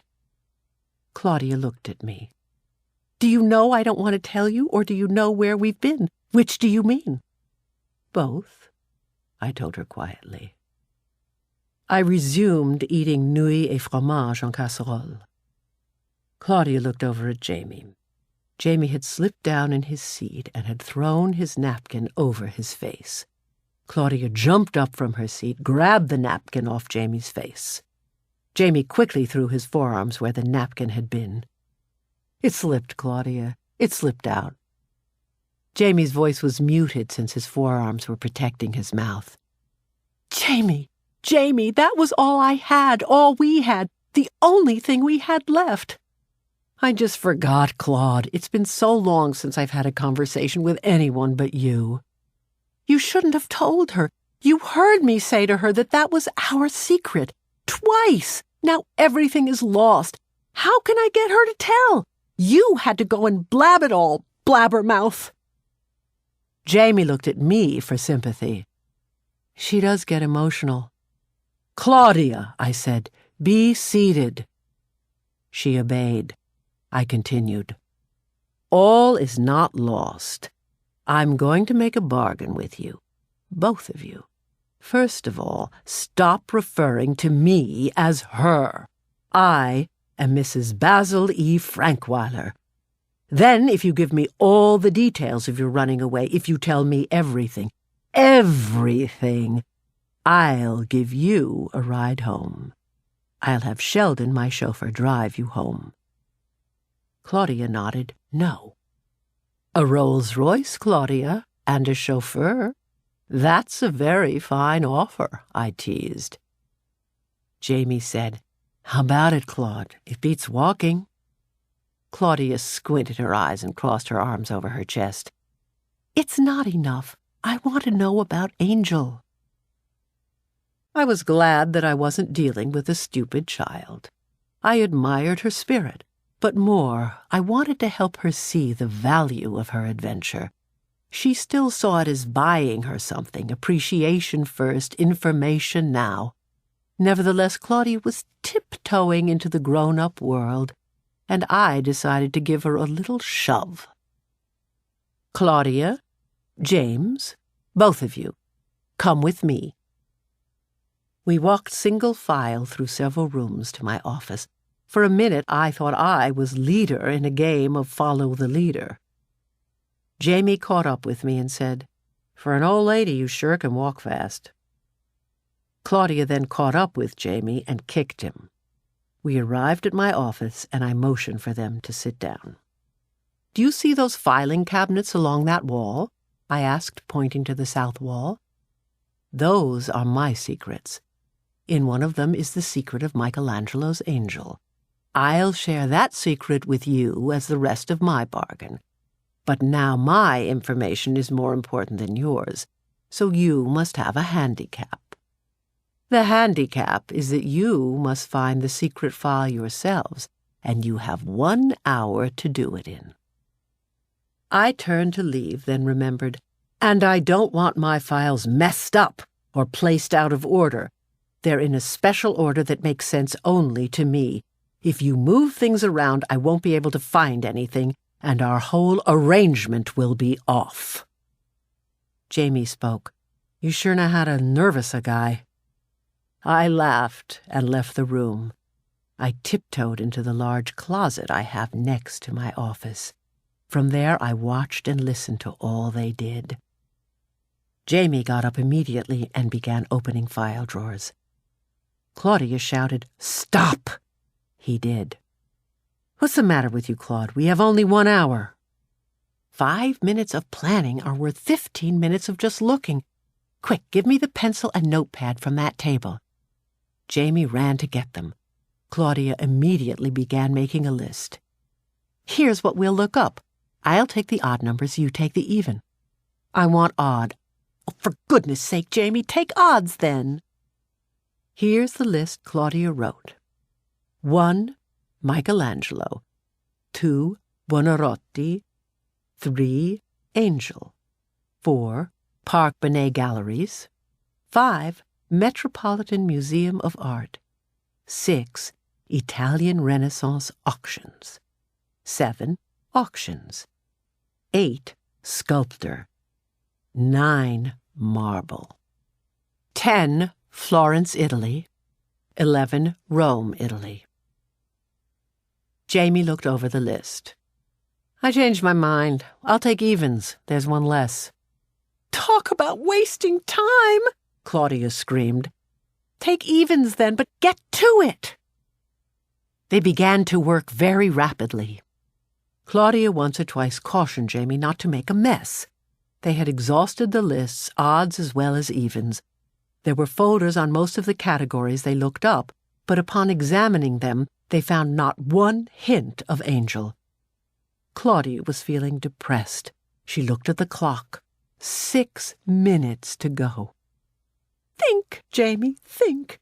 What else can we look up?" Jamie squinted his eyes, a sign that he was thinking hard. "Look him up under—" "What kind of language is that? Look him up under." "Oh, baloney, Claude. Why do you always pick on my Baloney. Baloney! That's it, Jamie. She bought Angel in Bologna, Italy. The paper said so. Look up Bologna." Both ran back to the files and pulled out a file folder fat with papers and documents. It was labeled Bologna, Italy. They knew even before opening it that it was the right one. I knew too. They had found the file that held the secret. Claudia was no longer in a hurry. She sauntered over to a table, carefully laid down the file, smoothed her skirt under her, and sat in a chair. Jamie was jumping up and down. "Hurry up, Claude. The hour is almost over." Claudia was not to be hurried. She carefully opened the folder, almost afraid of what she would find. The evidence was sealed between two sheets of glass. The evidence was a very special, very old piece of paper. On one side was written a poem, a sonnet. Since it was written in Italian, neither Claudia nor Jamie could read it, but they could see that the handwriting was angular and beautiful, in itself almost a work of art. And there was a signature, Michelangelo. The other side of the paper needed no translation, for there, in the midst of sketches of hands and torsos, was a sketch of someone they knew, Angel. There were the first lines of a thought that was to become a museum mystery 470 years later. There, on that piece of old paper, was the idea, just as it had come from Michelangelo's head to his hand, and he had jotted it down. Claudia looked at the sketch until its image became blurred. She was crying. At first she said nothing. She simply sat on the chair with tears slowly streaming down her face, hugging the glass frame and shaking her head back and forth. When at last she found her voice, it was a hushed voice, the voice she used for church. "Just think, Jamie, Michelangelo himself touched this over 400 years ago." Jamie was looking through the rest of the folder. "The glass," he said. "I'll bet he didn't touch the glass. Are his fingerprints on it?" He didn't wait for an answer before asking something else. "What do you suppose the rest of these papers are?" "They are my research on Angel," I answered as I emerged from my hiding place in the closet. "He did it in Rome, you know. I just file it under B for Bologna to make it hard." Both children looked up at me startled. Just as they had lost all their feelings of urgency, they had also lost all thoughts of me. Finding a secret can make everything else unimportant, you know. Claudia said nothing, and nothing, and nothing. She continued clutching the drawing to her chest and rocking it back and forth. She appeared to be in a trance. Jamie and I stared at her until she felt our eyes focused on her like 4 laser beams. She looked up at us then and smiled. "Michelangelo did sculpture the statue, didn't he, Mrs. Frankweiler?" "Of course. I've known for a long time that he did, ever since I got that sketch." "How did you get the sketch?" Jamie asked.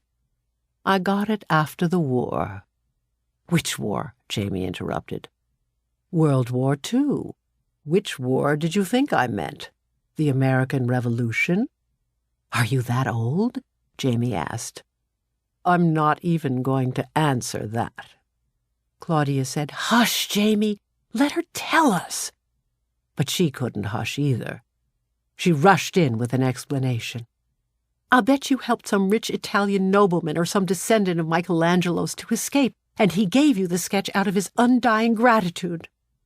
"That's one explanation, but not the correct one. There was a rich Italian nobleman involved. That part is right." "Did he sell it to you?" Jamie asked. Claudia rushed in again with another explanation. "He had this beautiful daughter, and she needed this operation very badly, and you—" Jamie interrupted.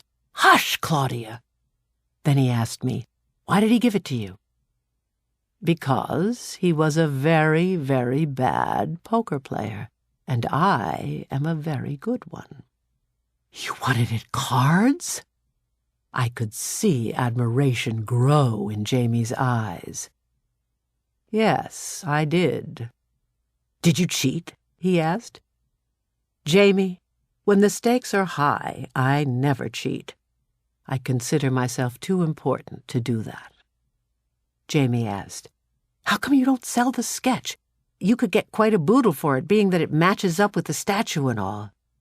"I need having the secret more than I need the money," I told him. I knew that Claudia understood. Jamie looked puzzled. "Thank you for sharing your secret with us," Claudia whispered. "How do you know that we'll keep your secret?" Jamie asked. Now, a boy who cheats at cards should be able to answer that." Jamie's face broke into a huge grin. "Bribery!" he exclaimed. "You're going to bribe us. Hallelujah. Tell me. I'm ready. What's the deal?" I laughed. "The deal is this. You give me the details of your running away, and I'll give you the sketch." Jamie gasped. "That doesn't sound like bribery. That doesn't even sound like you, Mrs. Frankweiler. You're smarter than that. How do you know that I won't slip about your secret as I did about the museum?" That boy really amused me. "You're right, Jamie. I am smarter than that. I've got a method to keep you slip-proof about the sketch." "What's that?" "I'm not going to give you the sketch outright. I'm going to leave it to you in my will. You won't tell my secret because if you do, I'll write you out of my will. You would lose all that money. You said that the sketch was worth quite a boodle, so you're going to be very good about keeping this secret. Claudia will keep quiet for a different reason. Her reason happens to be the same as mine." "Which is what?" Jamie asked. "Simply because it is a secret. It will enable her to return to Greenwich different." Claudia looked at Jamie and nodded. Something I had just said made sense. I continued. "Returning with a secret is what she really wants. Angel had a secret, and that made her exciting, important. Claudia doesn't want adventure. She likes baths and feeling comfortable too much for that kind of thing. Secrets are the kind of adventure she needs. Secrets are safe, and they do much to make you different. On the inside, where it counts. I won't actually be getting a secret from you. I'll be getting details. I'm a collector of all kinds of things besides art," I said, pointing to my files. "If all those files are secrets, and if secrets make you different on the inside, then your insides, Mrs. Frankweiler, must be the most mixed up, the most different insides I've ever seen, or any doctor has ever seen either." I grinned. "There's a lifetime of secrets in those files, but there's also just a lot of newspaper clippings, junk. It's a hodgepodge, like my art collection. Now you'll tell me all about your running away, and I'll add that to my files." Whereas Jamie's excitement bubbled out of him in grins and spurts of jittering around the room, Claudia's excitement flowed, not bubbled.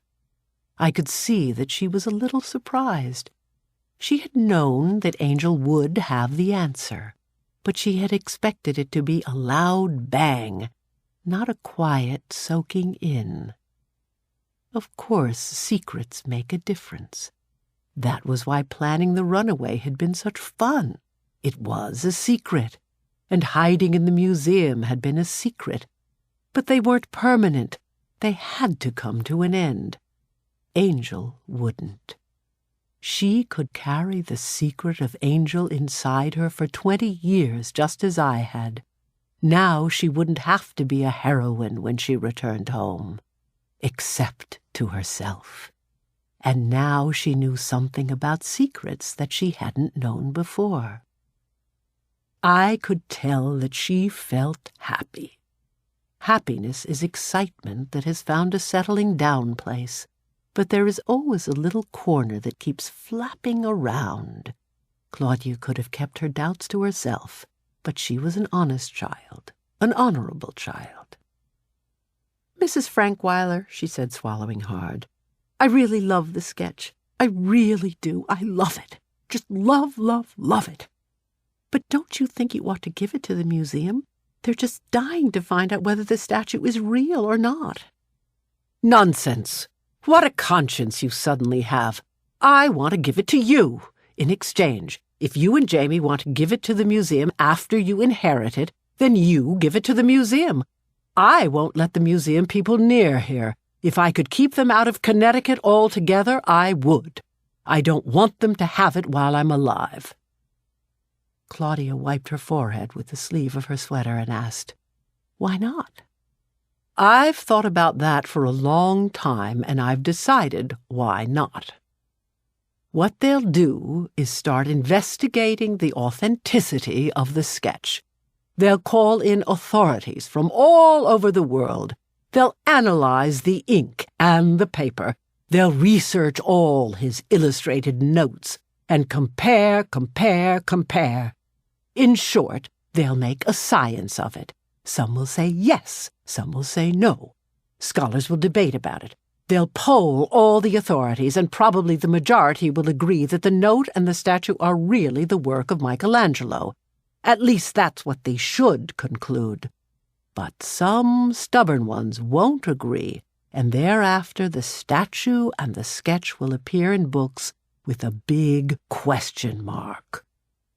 The experts don't believe in coincidence as much as I do, and I don't want them to throw doubt on something that I've felt always and actually known for about 20 years. Claudia's eyes widened. "But, Mrs. Frankweiler, if there is the slightest doubt that either the statue or the sketch is a forgery, don't you want to know? Don't you want the last little bit of doubt cleared up?" "No," I answered abruptly. "Why not?" "Because I'm 82 years old. That's why. There now. Jamie, you see, I slipped too. Now I've told you how old I am." Jamie looked at his sister and asked, "What's that got to do with anything, Claude?" Claudia shrugged. "I'll tell you what it's got to do with it," I said. "I'm satisfied with my own research on the subject. I'm not in the mood to learn anything new." Claudia said, "But, Mrs. Frankweiler, you should want to learn one new thing every day. We did even at the museum." "No," I answered. "I don't agree with that. I think you should learn, of course, and some days you must learn a great deal. But you should also have days when you allow what is already in you to swell up inside of you until it touches everything, and you can feel it inside you. If you never take time out to let that happen, then you just accumulate facts, and they begin to rattle around inside of you. You can make noise with them, but never really feel anything with them. It's hollow." Both children were quiet, and I continued.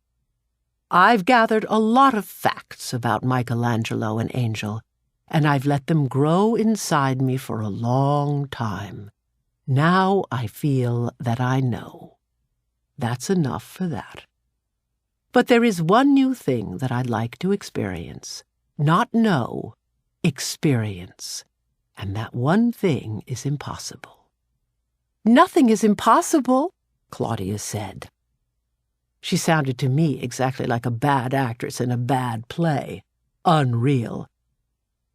"Claudia," I said patiently, "when one is 82 years old, one doesn't have to learn one new thing every day, and one knows that some things are impossible."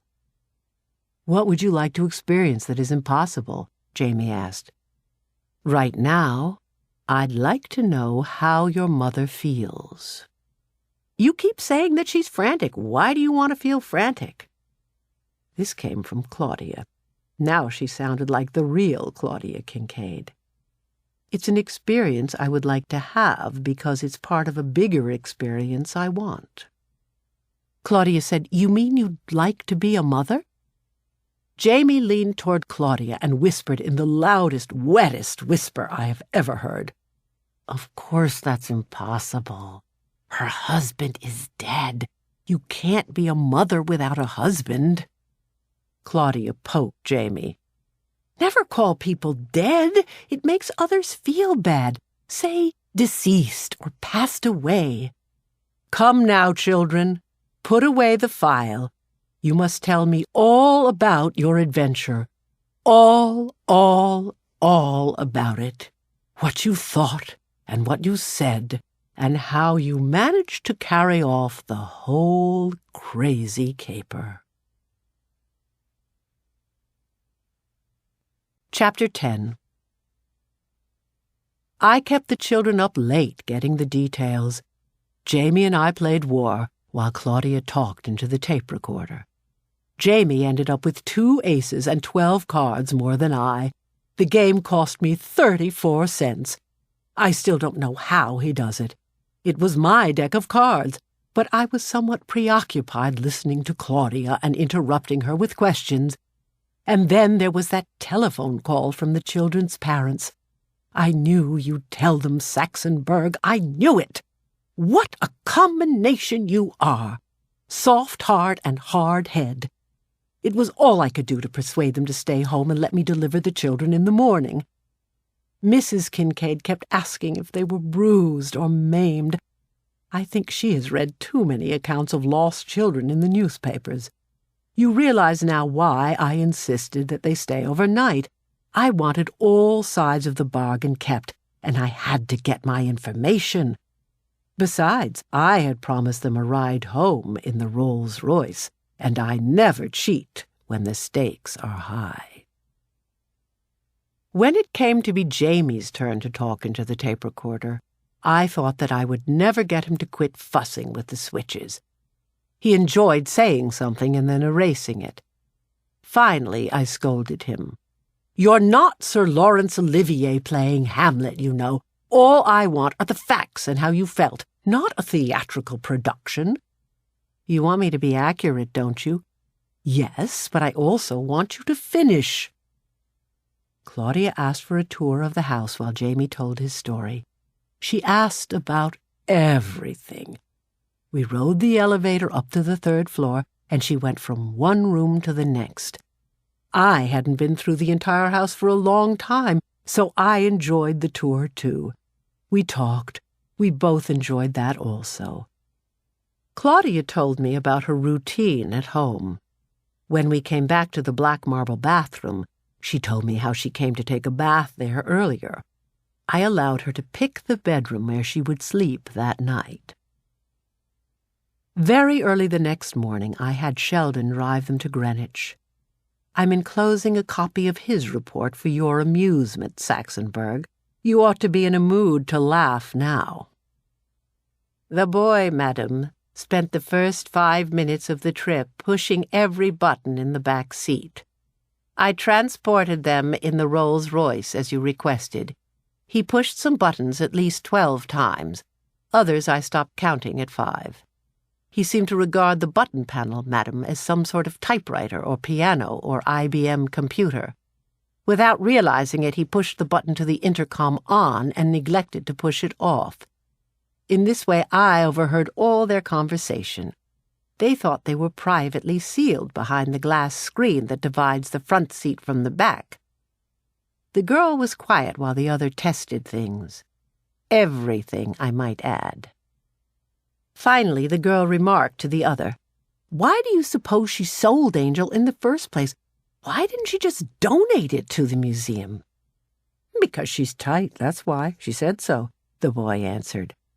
"That's not the reason.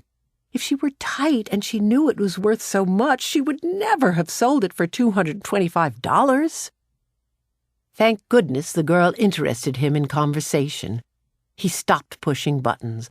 Besides neglecting to turn off the intercom, he also neglected to turn off the windshield wipers on the rear window. I might add, madam, that it was not raining. Well, she sold it at auction, silly. At an auction, you have to sell it to the highest bidder. No one bid higher than $225. It's that simple. The girl replied, she didn't sell it for the money. She would have shown her evidence if she really wanted a big price. She sold it for the fun of it, for excitement. Maybe she didn't have any room for it anymore. In that museum of a house? There's rooms upstairs that... Oh, Jamie, the statue was only 2 feet tall. She could have tucked it into any corner. Why do you think she sold it? The girl thought a minute. I was hoping she would answer soon, madam, before the boy got interested in the buttons again. Because after a time, having a secret and nobody knowing you have a secret is no fun. And although you don't want others to know what the secret is, you want them to at least know you have one. I observed from the rear-view mirror, madam, that the little boy grew quiet. He looked at the girl and said, "You know, Claude, I'm going to save my money and my winnings, and I'm going to visit Mrs. Frankweiler again." A long pause, then, "There's something about our running away that I forgot to say into the tape recorder." The girl said nothing. "Want to come, Claude? We won't tell anyone." "How much did you win last night?" the girl asked. "Only 34 cents. She's a lot sharper than Bruce." "Maybe my 25 cents from the cornflakes came already. That would make 59. The girl was silent for a few minutes before she asked, "Do you think she meant that stuff about motherhood?" The boy shrugged his shoulders. "Let's visit her every time we save enough money. We won't tell anyone. We won't stay overnight. We'll just tell Mom and Dad that we're going bowling or something, and we'll take a train up instead." "We'll adopt her," the girl suggested. "We'll become her kids, sort of." "She's too old to be a mother. She said so herself. Besides, we already have one." "She'll become our grandmother then, since ours are deceased." "And that will be our secret that we won't even share with her. She'll be the only woman in the world to become a grandmother with never becoming a mother first." I drove the car to the address they gave me, madam. The shades were up, and I could see a quite handsome man and a young matron watching by the window. I also thought I saw our own Mr. Saxonberg. The boy had opened the doors even before I had completely stopped. That is a very dangerous thing to do. A much younger creature, also a boy, came running out of the house immediately ahead of the others. As I drove away, this younger one was saying, "Boy, what a car! Hey, Claude, I'll be your responsibility the rest of—" The children, madam, neglected to say thank you. Well, Saxonberg, that's why I'm leaving the drawing of Angel to Claudia and Jamie Kincaid, your 2 lost grandchildren that you were so worried about. Since they intend to make me their grandmother and you already are their grandfather, that makes us— Oh, well, I won't even think about that. You're not that good a poker player. Rewrite my will with a clause about my bequeathing the drawing to them. Also put in a clause about that bed I mentioned, too. I guess I ought to donate it to the Metropolitan Museum. I haven't really begun to like donating things. You'll notice that everyone is getting these things after I'm dead. I should say passed away. After you have all those things written into my will, I'll sign the new version. Sheldon and Parks can be witnesses. The signing of the will take place in the restaurant of the Metropolitan Museum of Art in New York City. You'll come there with me, dear Saxonberg, or lose me, your best client. I wonder if Claudia and Jamie will come visit me again. I wouldn't mind if they did. You see, I still have an edge. I know one bit more of a secret than they do. They don't know that their grandfather has been my lawyer for 41 years. And I recommend that for your own good, you not tell them, Saxonberg.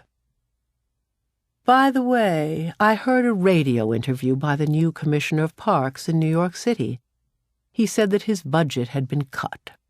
When asked by a reporter where the money that should have been spent for the parks was going, the commissioner replied that most of it was going towards increased security for the Metropolitan Museum. Suspecting that something special had prompted this move, I asked Sheldon to call his friend Morris, the guard, to find out if anything unusual had been discovered lately. Morris reported that a violin case was found in a sarcophagus last week. A trumpet case was found 2 days later. Morris says that guards who have worked at the museum for a year have seen everything. Those who have worked there for 6 months have seen half of everything. They once discovered a set of false teeth on the seat of an Etruscan chariot. They sent the children's cases to Lost and Found. They are still there, full of gray-washed underwear and a cheap transistor radio. No one has claimed them yet.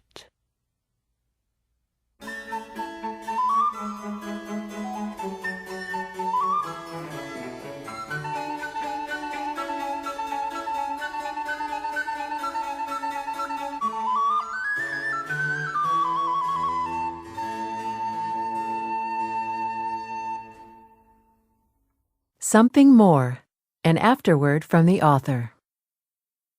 In 2002, E.L. Konigsburg wrote this afterword for the special 35th anniversary edition of From the Mixed Up Files of Mrs. Basil E. Frankweiler. I was asked to write a foreword to this 35th anniversary edition of From the Mixed Up Files of Mrs. Basil E. Frankweiler, but I myself never read forewords until after I've read the book, and then I read them only if I really like the book and want to know something more. So instead of a foreword, I have written an afterword and hope that you are listening to it now because you like this book and want to know something more. Since its first publication in 1967, there have been a lot of somethings more that have changed New York City, the Metropolitan Museum of Art, and me. Strangely, the events of September 11th, 2001, that have changed forever both the conscience and configuration of New York, would not have changed Claudia and Jamie. The skyline that they would have seen when they arrived in Manhattan would not have been very different from that which we now sadly see. The Twin Towers of the World Trade Center were not completed until 1973, 6 years after From the Mixed Up Files was first published. The conscience of the city, too, has changed since the terrorist attacks.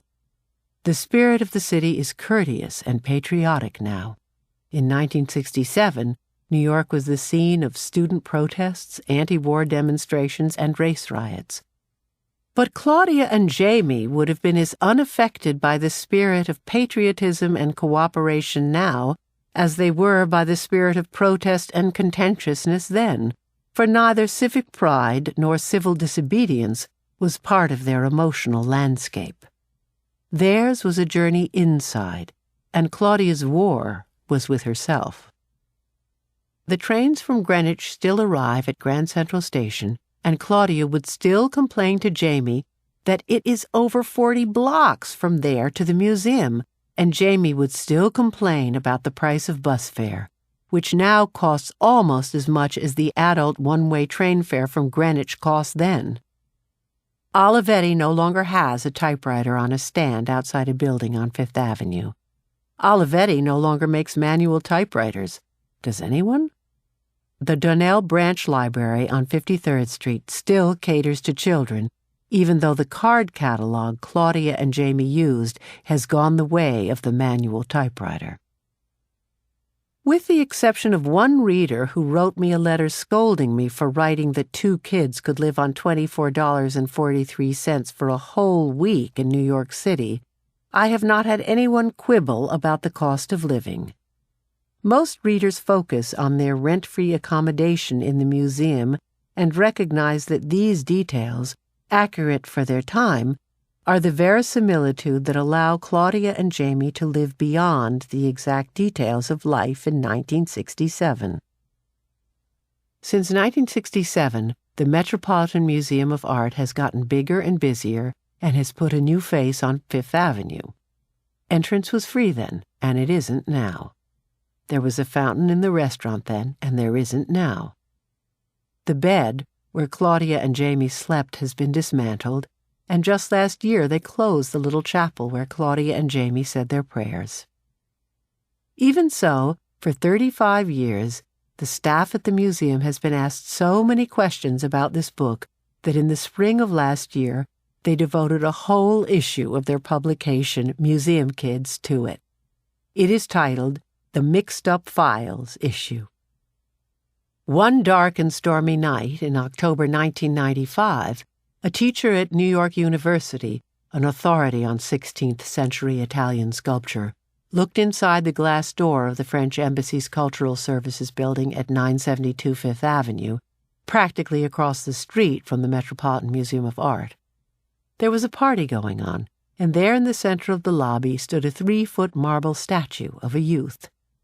She had seen the statue before, but on this night the rotunda was brightly lighted, and she saw the statue in a new way.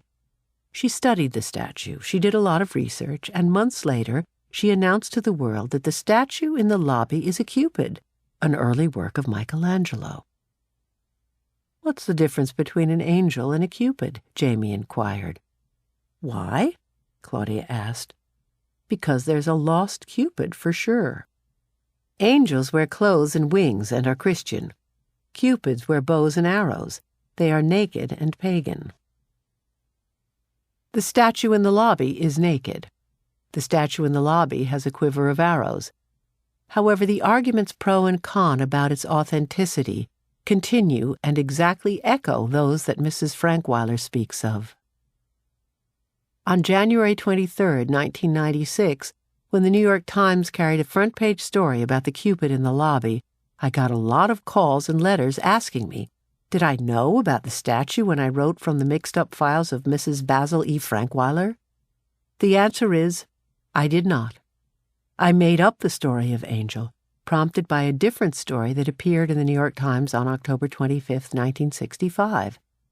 That article announced that the Metropolitan Museum of Art had purchased at auction a plaster and stucco statue that dated from the time of the Renaissance. Even in the days of 20-cent bus fare, the purchase price of $225 was enough of a bargain that the acquisition made page one news. And that is the story that I adapted to my fiction. Angel became part of Claudia's story about finding herself, about how the greatest adventure lies not in running away, but in looking inside. And the greatest discovery is not in finding out who made a statue, but in finding out what makes you. The Metropolitan Museum of Art still does not own a piece of sculpture by Michelangelo, but to a whole generation of readers, the discovery of the Cupid in the lobby was a case of life imitating art. I, too, have changed since 1967. When I wrote from the mixed-up files of Mrs. Basil E. Frankweiler, I was the mother of 3, living in a suburb of New York City. I am now the grandmother of 5, living on the beach in Florida. My daughter, Laurie, who posed for Claudia, has a farm in the Finger Lakes of New York. She grows peaches and raspberries, watermelons and cantaloupes, and calls her place the Mellon Foundation. She is the mother of Samuel Todd, about whom I have written and illustrated Samuel Todd's Book of Great Colors and Samuel Todd's Book of Great Inventions. My son Ross, who posed for Jamie, is the father of Amy Elizabeth, about whom I have written and illustrated Amy Elizabeth Explores Bloomingdale's, and Sarah. Because he has never cheated at cards or anything, but like Jamie is excellent with money, he is a consultant in Washington, D.C., and is also my financial advisor. My son Paul is a computer scientist, and it is he who convinced me to try writing on the computer, which I do except when I turn my back on it and write in longhand as I did for the entire manuscript of From the Mixed Up Files. Paul is the father of Anna and Meg. I have promised Sarah and Anna and Meg that I would write eponymous books for them. I hoped it would make them look up eponymous, and it did, but they are growing up faster than I can write, so I have yet to keep my promise. I am not yet as old as Mrs. Frankweiler, and the years in which I can say that are still in the double digits, but they are counting down. My beloved husband David, to whom this book is dedicated, and Jean Carl, my stalwart editor, both loved this book from the time of its birth. David died last year, and Jean died the year before. Sadly, they both will miss this anniversary, and I shall miss them both forever. Over the years, kids have written me and asked me to write a sequel. When this book won the 1968 Newbery Medal, I wrote a small piece that was given to people who attended the awards banquet. It is the only sequel I will ever write. I won't write another, for there is no something more to tell about Claudia Kincaid and Jamie and Mrs. Basil E. Frankweiler. They are as they were, and as I hope they will be for the next 35 years. I wish them happy anniversary and a long and happy life, and I hope you do too. E. L. Konigsburg.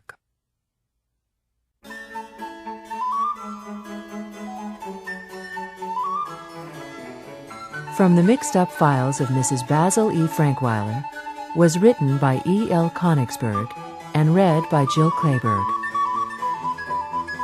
The recording engineer was Angela Paiva. Editing and post-production by Frog Pond Productions. The mix engineer was Terry Hogan. The associate producer was Louisa Solomon. From the Mixed-Up Files of Mrs. Basil E. Frankweiler was produced and directed by Elisa Shokoff.